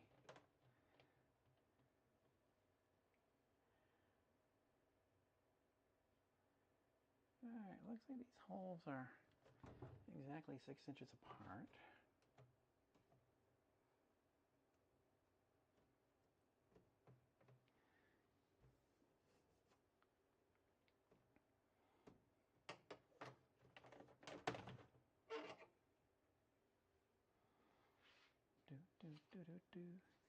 I'm going to use some packing material as a bit of a jig here.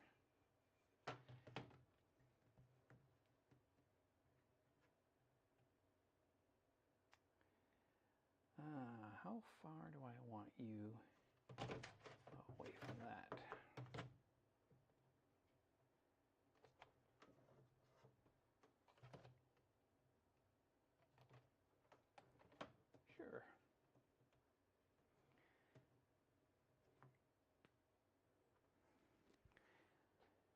here's where it all falls apart. I'm trying to make this work right.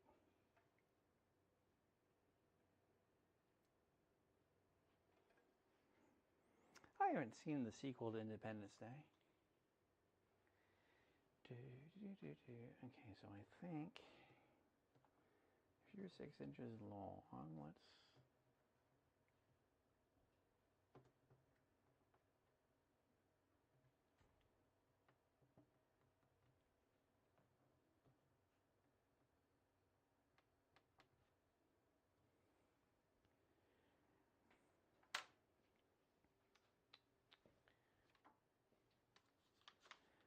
All right. Well, so I have made 2 holes up there.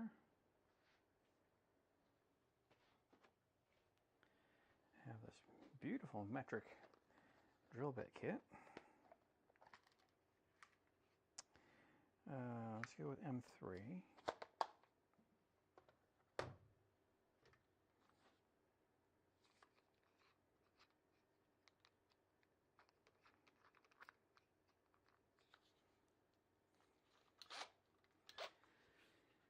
Let's see how much I can screw this up.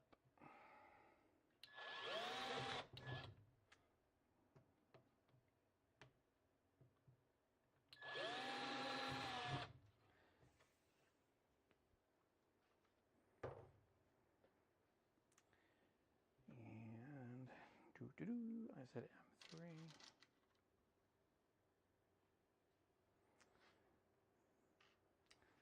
So for the next part,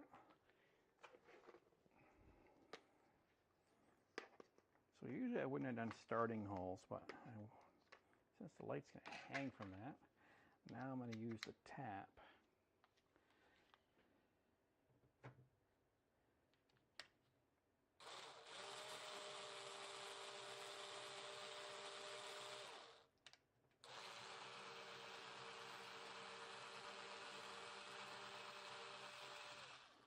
So now the one is threaded.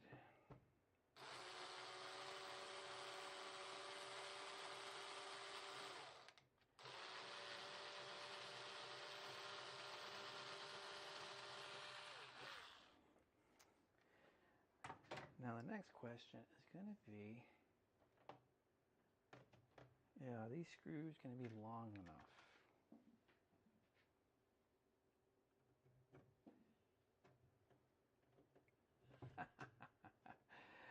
Yeah, that hole's a little... Okay. First screw up. That hole is too big. Should have used the... Yeah, it's just the way that worked out. Isn't that funny? This has happened before. It's not that big a deal. So what I've done in the past is I've had to...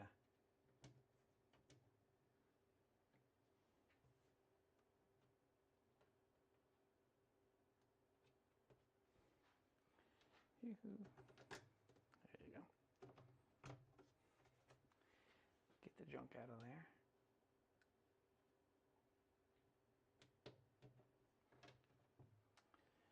And I think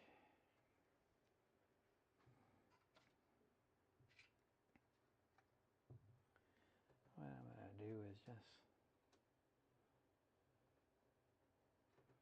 give that a couple turns. Because you want a little bit of the head hanging down.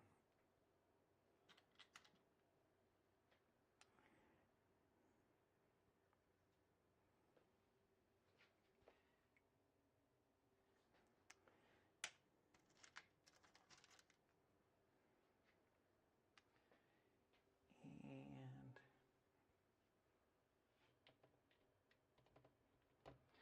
the other thing, in this pack, I also, these are Phillips head. So they're a little bit bigger on the pan head.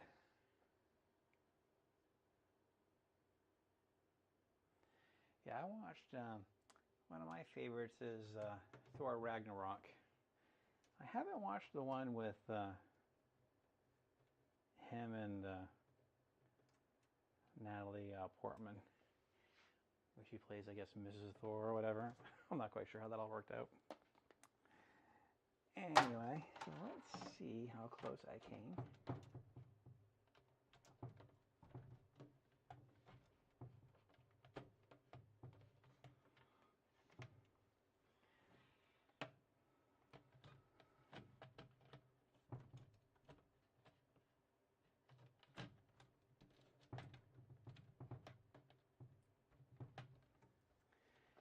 Here's where the fun begins.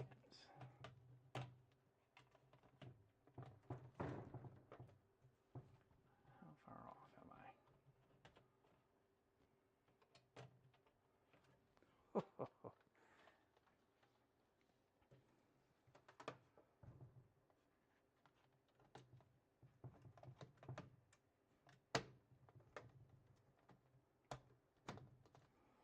Okay, so it's notched in there, and then what I do is I tighten up these screws to kind of pull it tight. Of course, those screws are going to just sit there and spin a bit. That's okay.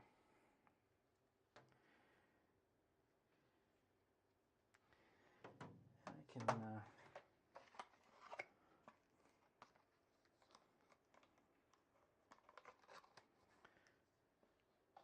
oh, I got these giant twist ties, but I don't want a screwdriver going crazy for them.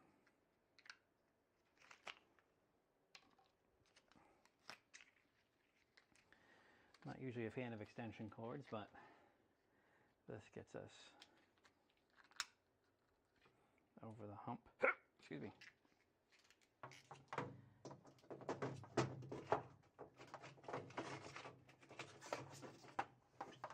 Because everything else on here, everything that's plugged in here is going to be plugged into a UPS backup.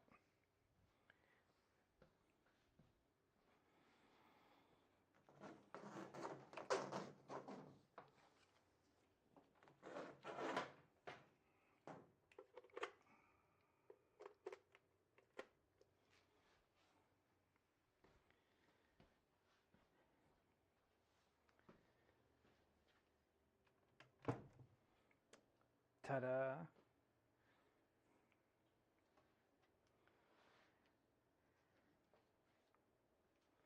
Doesn't look too bad. And ironically, my measurements were spot on, so who knows? Working with these engineers every day, I guess, has rubbed off on me maybe a little. All right, let's put that away. How are we doing on time? 6:24. So we've been at this for about 2 hours. Let there be light.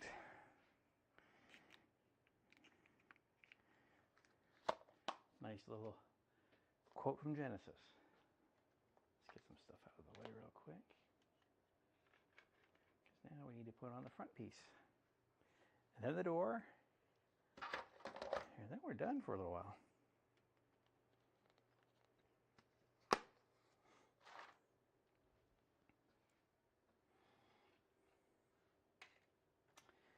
Okay, pencil. Square nuts. That actually came in handy. Yeah, so at the moment we have light, we have an air filter. These side pieces, I think my dude on this side here will secure this one. I think I'll do that real quick here. Pardon my shiny little head here. Doo-doo.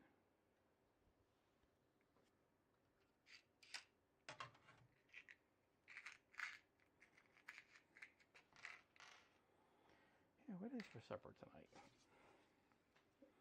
I haven't thought that far ahead.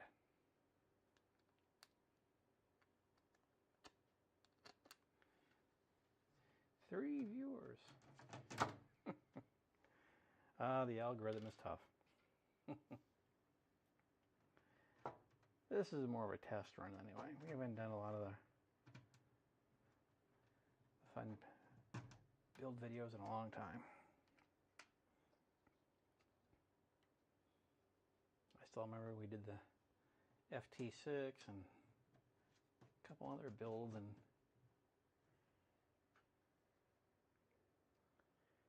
actually got a lot of nice comments about that a while back from someone. He was like, you know, he goes, I know you're not a big YouTuber, but I really enjoyed that. It was a lot of fun watching you guys do that.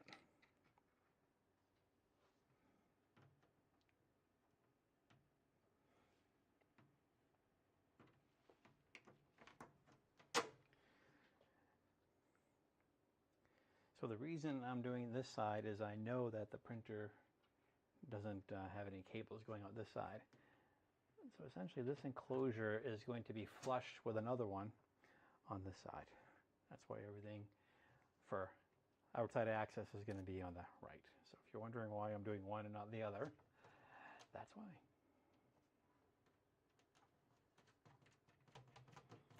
And the only other thing I'm going to do off camera is on the side I will be attaching the Octoprint server, the Raspberry Pi.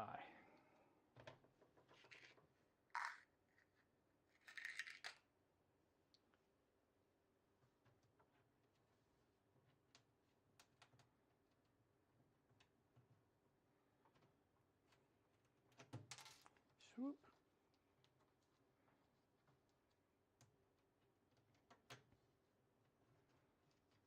On one hand, these square nuts are a little easier to grab.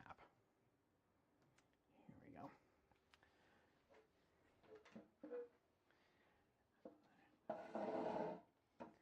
All right, we have tape. We're going to put a little bit more tape because we're going to do in the door. So we need to get some tape here on these sides.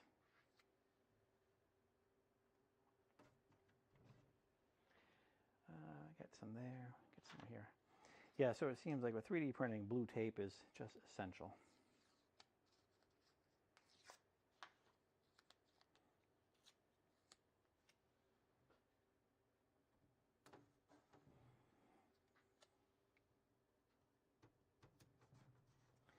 The one thing I was going to point out with this, let me just back this up a little bit. My other enclosures, what I had done is on the inside of this door frame, I used LED strips. And unfortunately, as the enclosures would heat up, I would notice over time that it was always coming off or peeling off. So I was like, well, that's no fun. And I did like that the overhead light was a little easier with the viewing with Octoprint when I was monitoring these guys. That light just worked out better. Oh, really? Come on.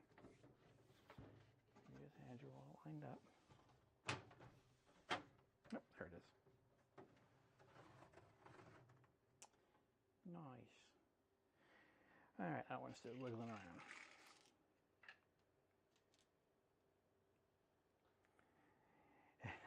Yeah, I guess grabbing nuts sounds funny if you're just entering the room, huh?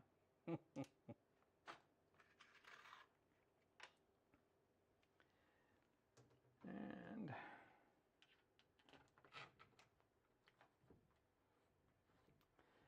there's one shortcoming I can think of with this door panel is that on the front is where a hygrometer goes.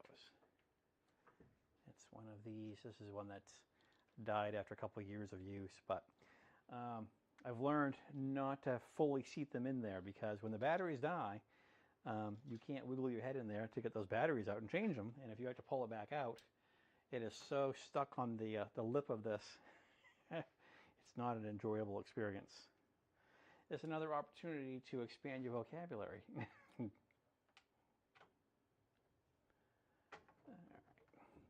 Come on.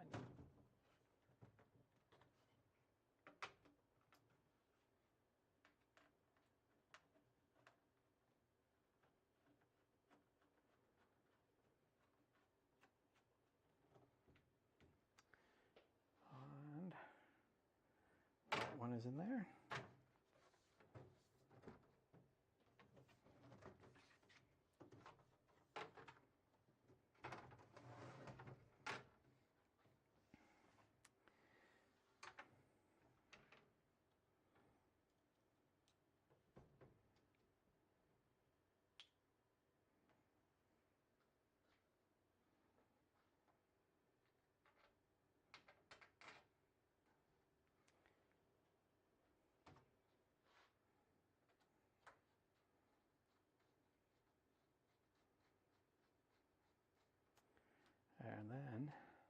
I need to.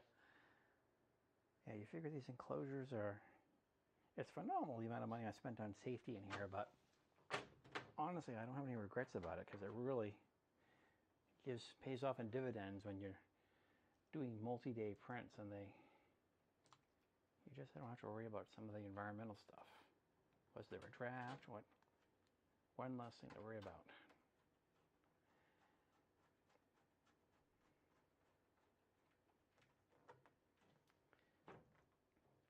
And then there's that whole, if something goes poof, at least you want to tell the insurance companies, I did everything in my power to battle this fire at the local level, just in case.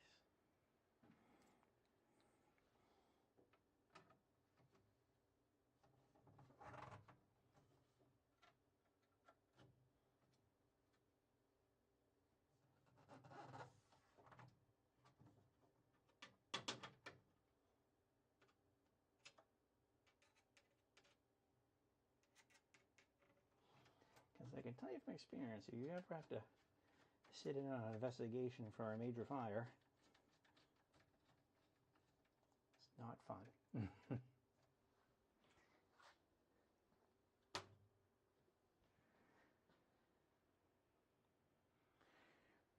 We're almost done.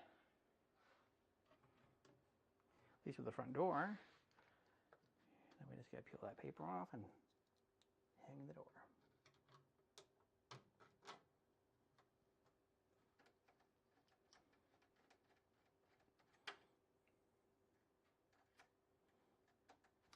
Oh, I meant to ask you if you're still viewing or not, but that new Star Wars series that Victor and those guys have been working on, I haven't had a chance to watch that. How is that? Is that worth a watch? Skeleton Crew, I think it's called.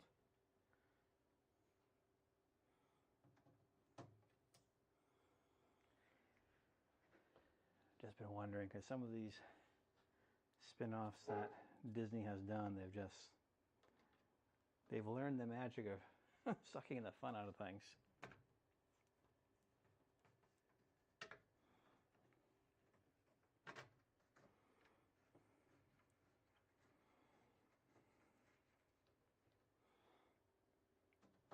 I'm still amazed at, is it Rebels? Yeah, the girl that gets the lightsaber to the abdomen and she's up and walking the next day. I was like, for real? Qui-Gon got a bad deal then.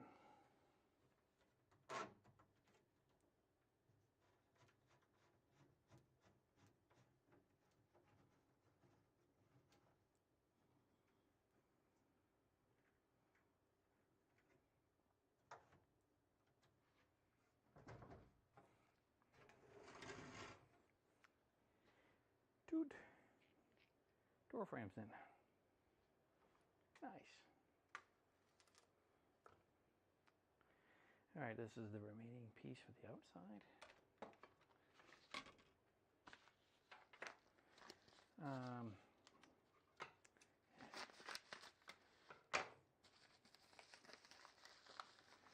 I think their hygrometer last time was in Celsius.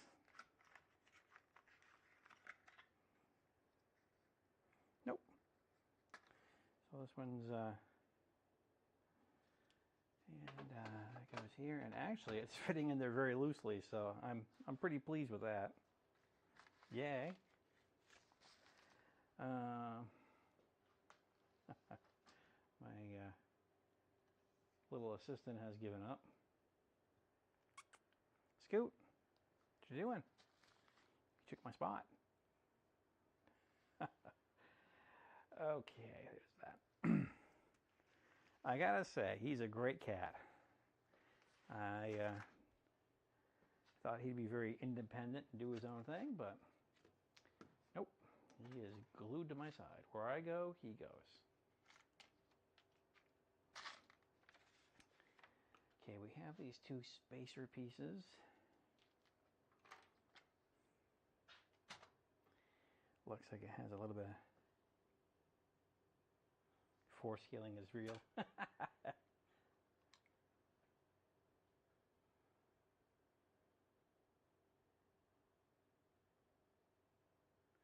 Oh, my blog? Yeah, I used to get emails from, I'm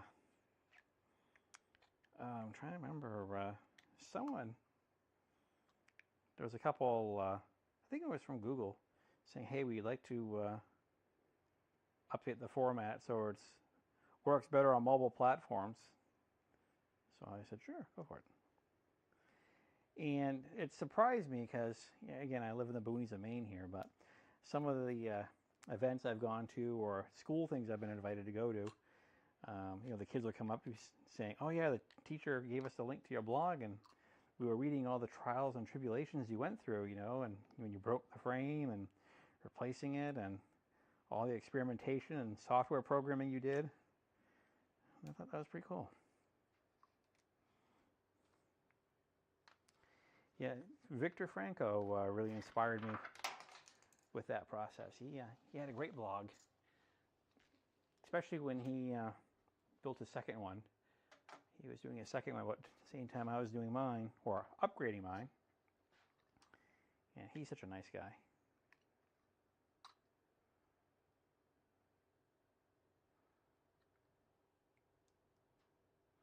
Hello, Inkdrop. Welcome. I didn't know we had some additional people here.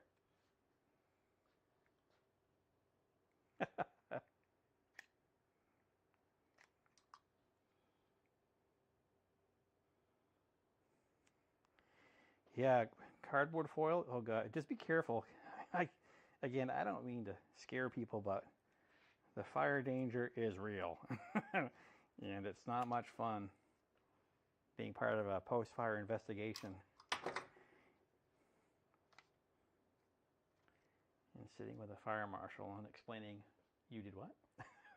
So, but no, hey, welcome.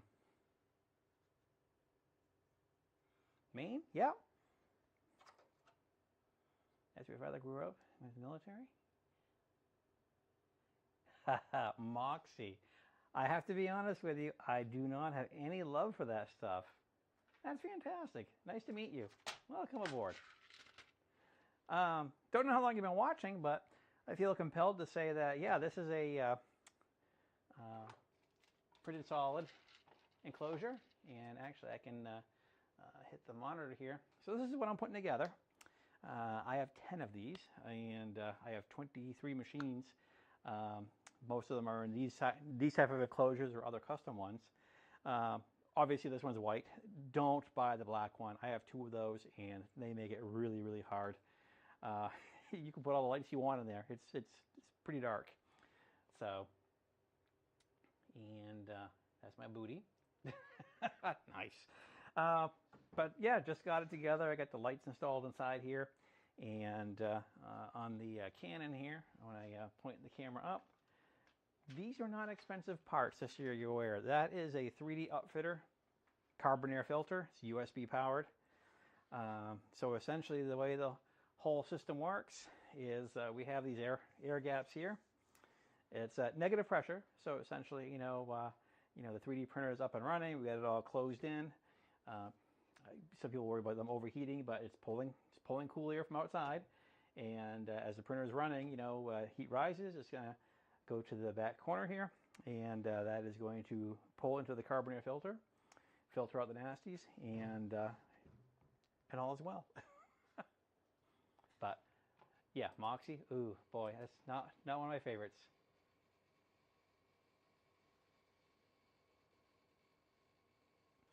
Did I sell my second R2D2? Yes, I did. I was feeling good about myself in the gym today, and this side profile's killing me. Oh well, I'm working on it. Yeah, second R2D2 was sold many years ago. Guy had a class where he was, they wanted to do it as a build project, and then I guess something happened, and then he was asking if I wanted to buy it back, and I'm like, nope. It's yours. Okay, I have to find some missing hardware because I had all the screws except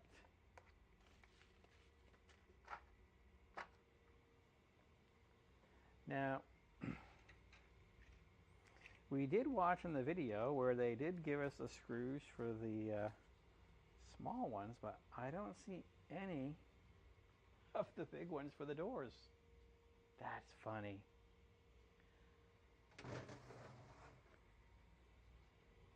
Yeah, I'm just thinking that as you watch me put together all the hardware, I didn't see that as part of the package. That's kind of hilarious.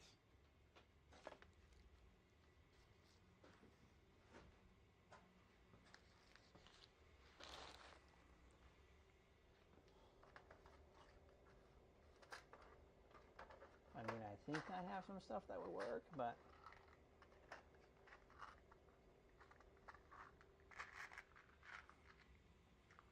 yeah, I don't recall seeing anywhere in the packaging material the large stuff.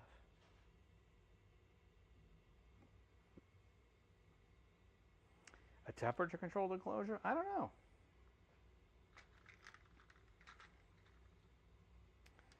So let's see if I have some leftover hardware here that will work.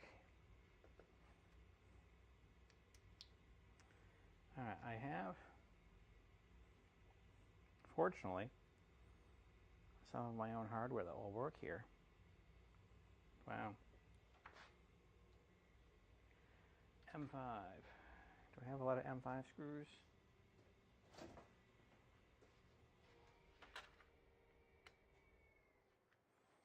Loudest furnace ever.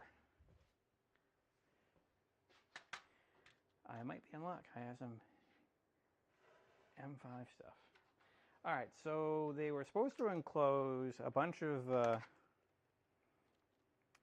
M6 16 bolts and M6 nuts. I don't have any M6 stuff that I'm aware of. Yeah, no. Nope, M5 is as big as I go.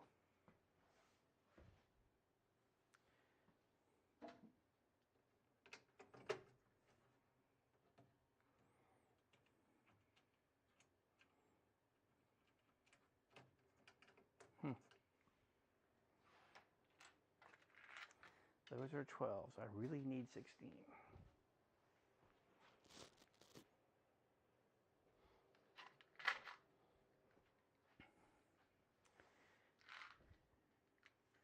And by the grace of God, I have some. That's incredible that they didn't include that, but when we sorted out the hardware, that was all we saw. How funny.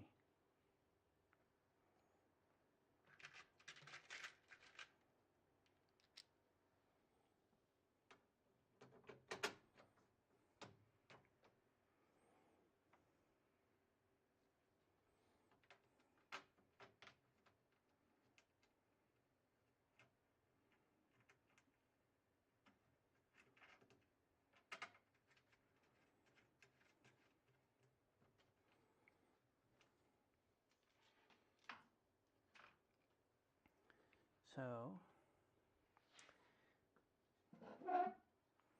there's one.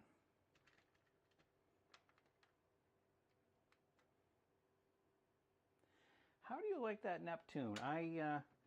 There was a guy locally that bought the 4, and he loved that one. Then he had issues with the 4, and then he was like, nope, don't get the 4, stick with the 3. And I was like, well, I got too many printers as it is, so I'm not going with anything at the moment.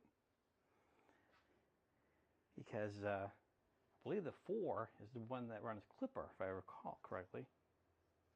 But you can correct me if I'm wrong.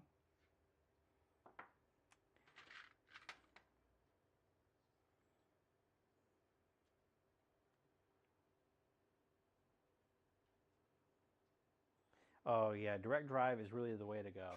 Yep, totally. Yeah, every machine I have has been converted over. I just won't go back.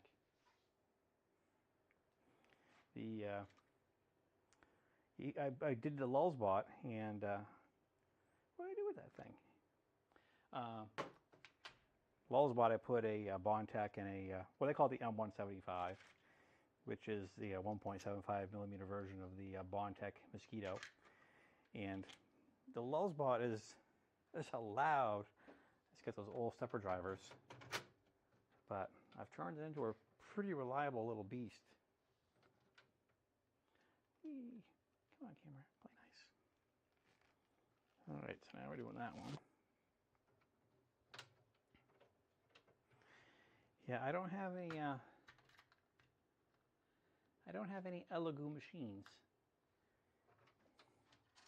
I was tempted with that Orange Storm Giga, but I've seen a lot of people get those when they were in beta, and I just don't like those cheap hot ends. And basically, it seems like it's an upscale version of a printer with a lot of issues.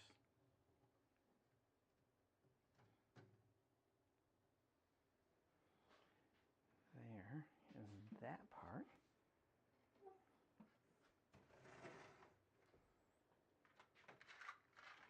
That's why it's always great to have extra hardware.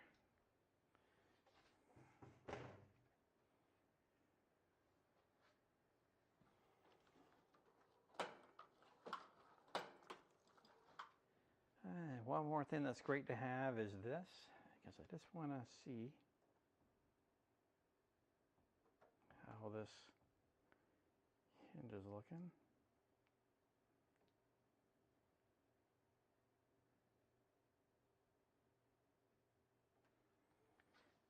Let's see how this one's looking.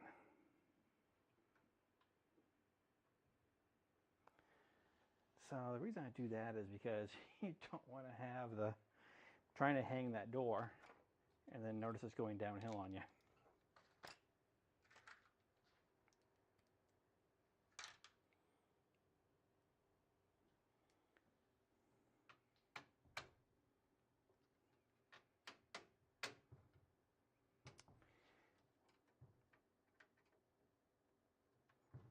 Yeah, my latest acquisition has been a, why did I do that? As a Phillips head.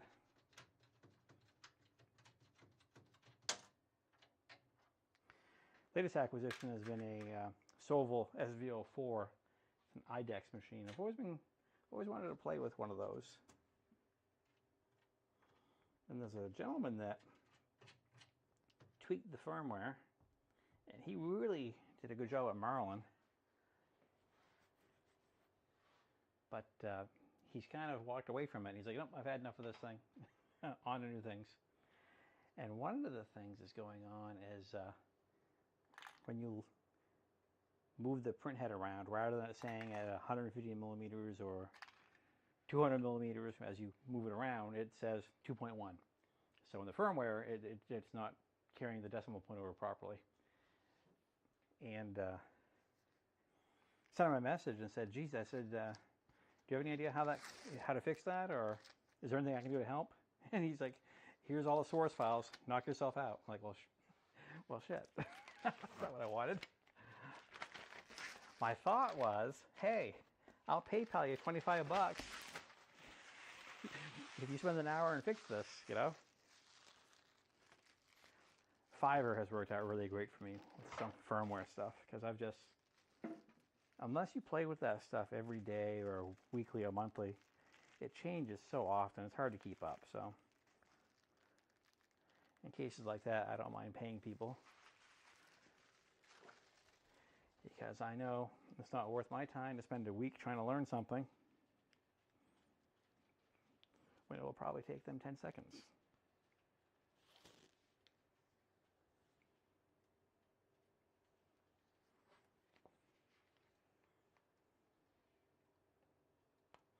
How did you kill the fans and the temp sensor in the Neptune? Hopefully you can still get parts for that.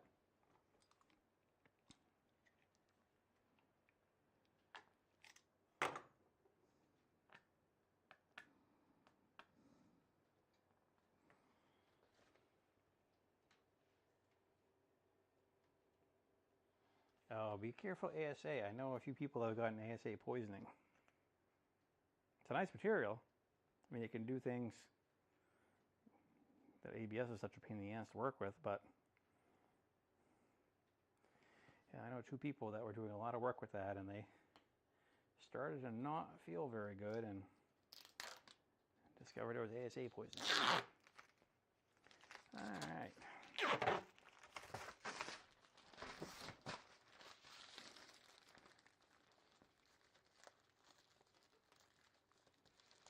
Holy static electricity.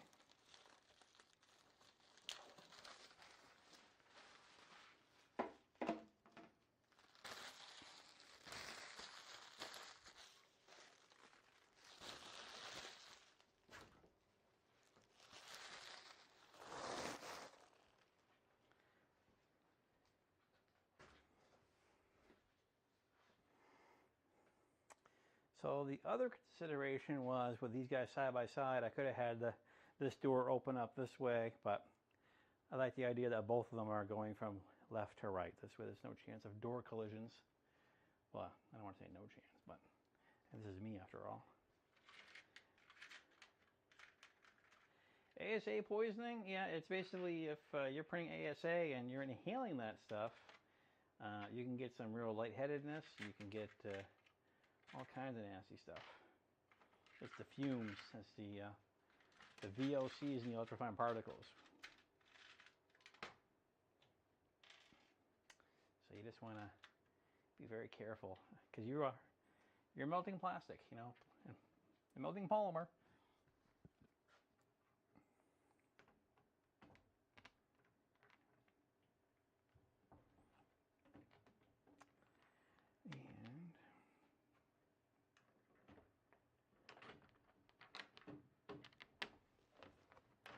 And all right, here's where you kind of gotta awkwardly hold this with one leg.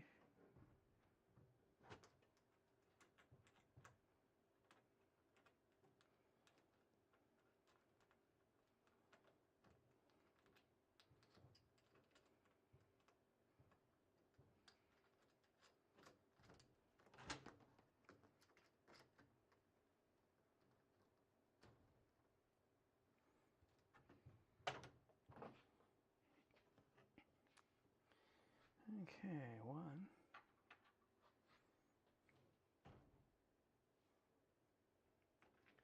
Yeah, when in doubt, always read the safety data sheet on your filaments.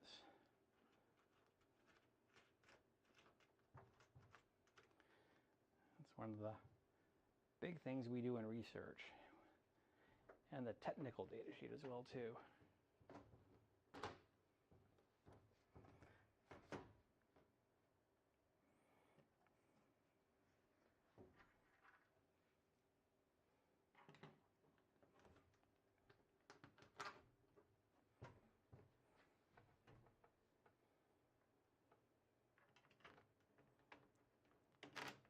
Technical data sheet will generally give you a lot of printing suggestions, print tips, and stuff like that.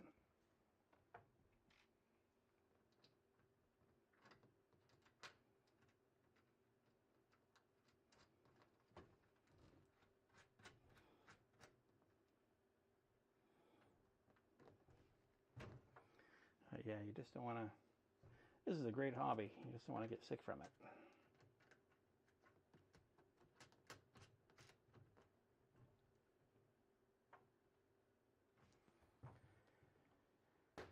Okay, that door tips down a little bit.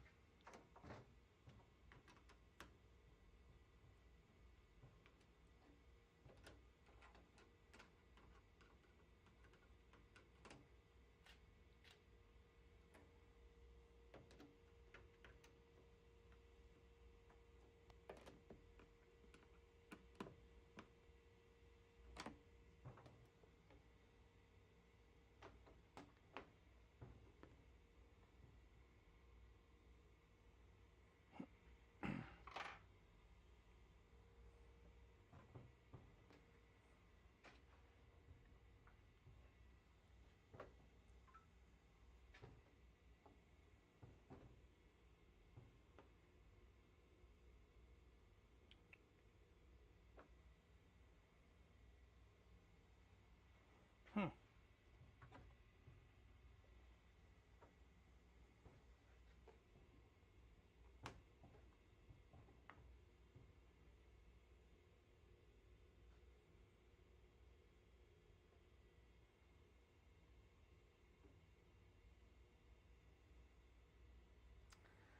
right, checking out my door.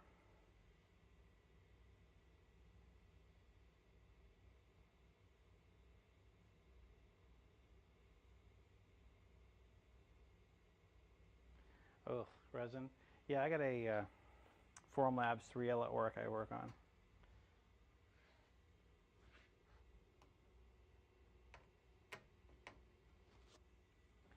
All right.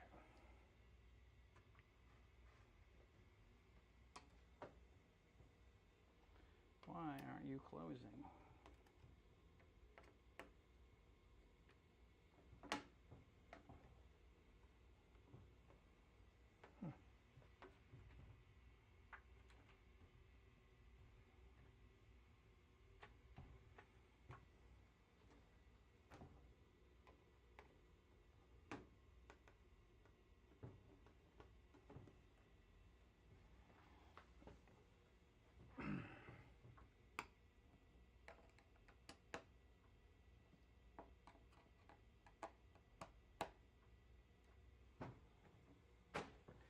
There. Then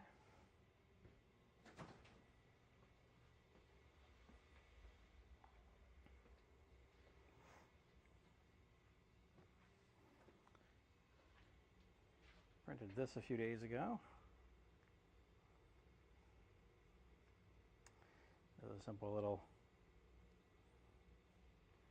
two-piecer.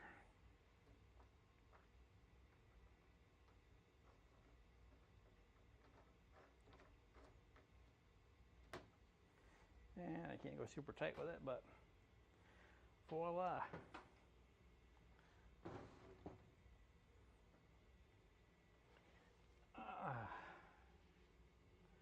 One enclosure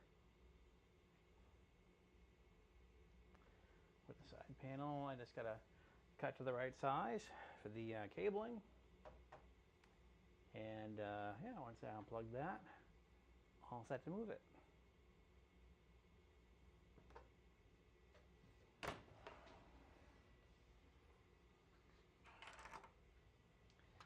And I'm gonna put some of this hardware away real quick.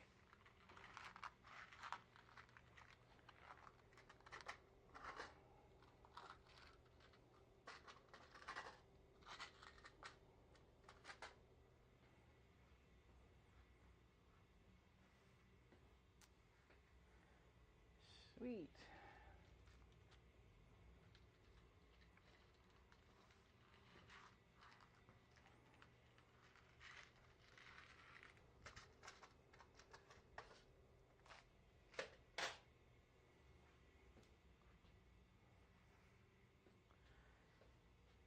Blue tape.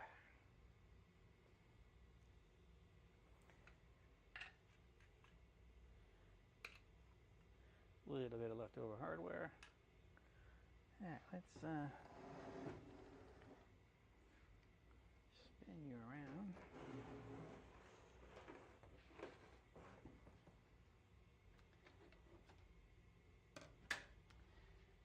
Let's see how much more stuff I can. My poor desk.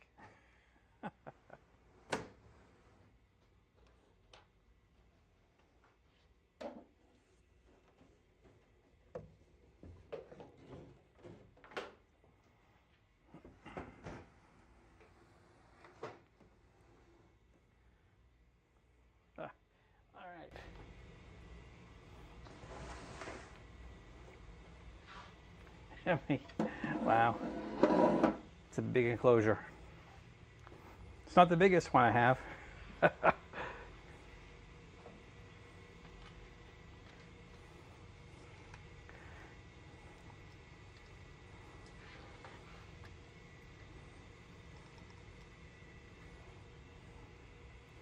Wow, I need more extension cords around here.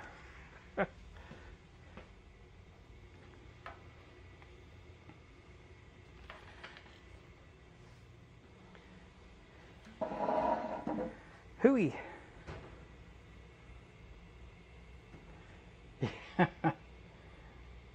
Well, I say leftover parts. Essentially, part of that is for side panel. So that's what 4 of those are for. And then this if I need it. And I have a nice little hole saw, but the plastic is fused in there. That's what I used to cut the last one. So, whee!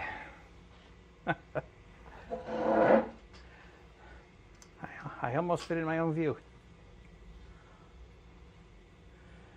Oh, it could just be the shade from the light.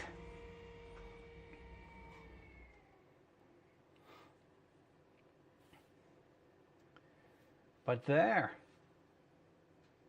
2 hours and 23 minutes, a little bit of OBS debugging, but it's together with lights, and the only part left to do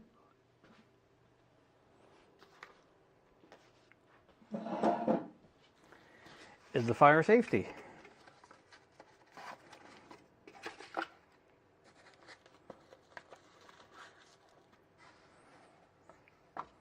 Oh, on that, yeah, I probably could.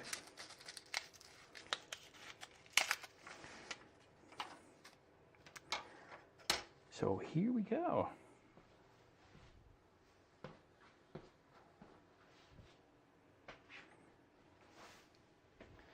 Dun, dun, dun.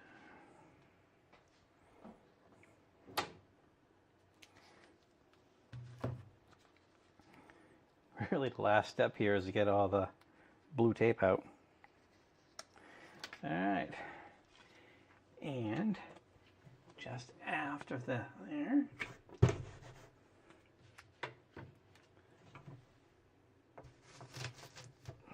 there it is. And can actually crank this downhill a little bit.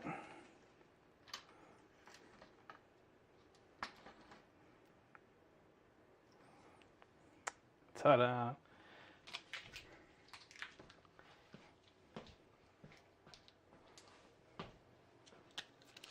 Sweet. Oh, is it? Oh, okay. That's interesting. All right, that's nice. So I can close the door, and that door likes to bind right here. I don't know what the issue is with that hinge. It does that on one of the other enclosures too. It likes to bind right there.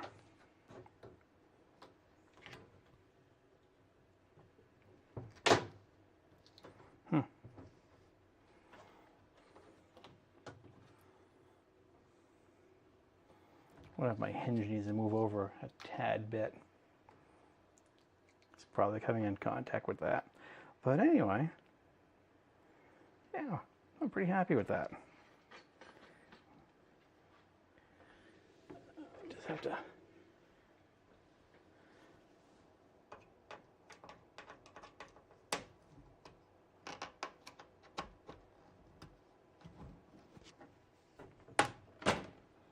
that's what it was.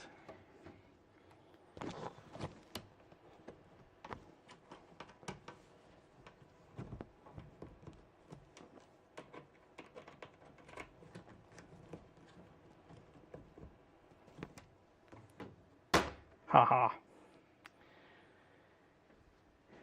Neato.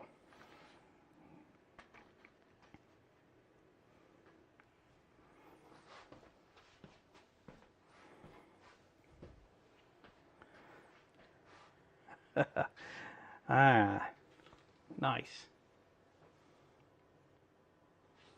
No, that's not a heater. That blue thing up top, that is a, this is from Wham Bam, and it's called the Cloud.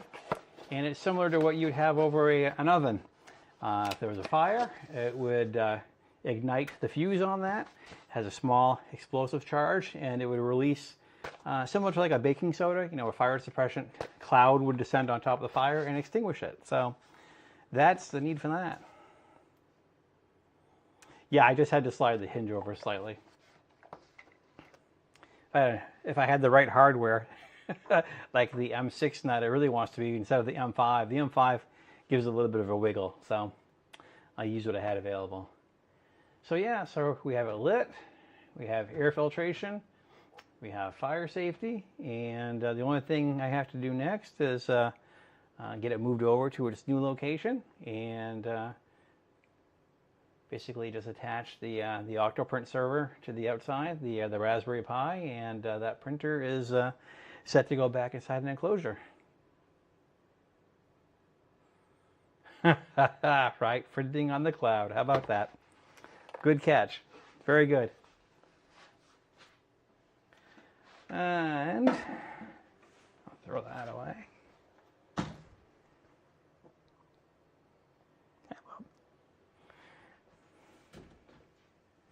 Oh, look at that. Remember I said I would never find that square nut again?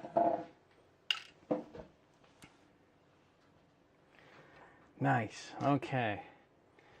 So I don't have too much cleanup work after this.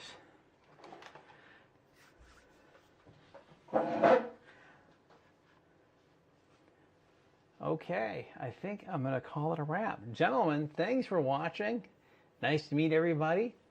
And Inkdrop, I hope you subscribe and check out my other videos. Nice to meet you. I think I'll pass on drinking a Moxie with you, but lobster's fine. All right, guys, thanks for watching. And as always, remember, this is where nerdy is.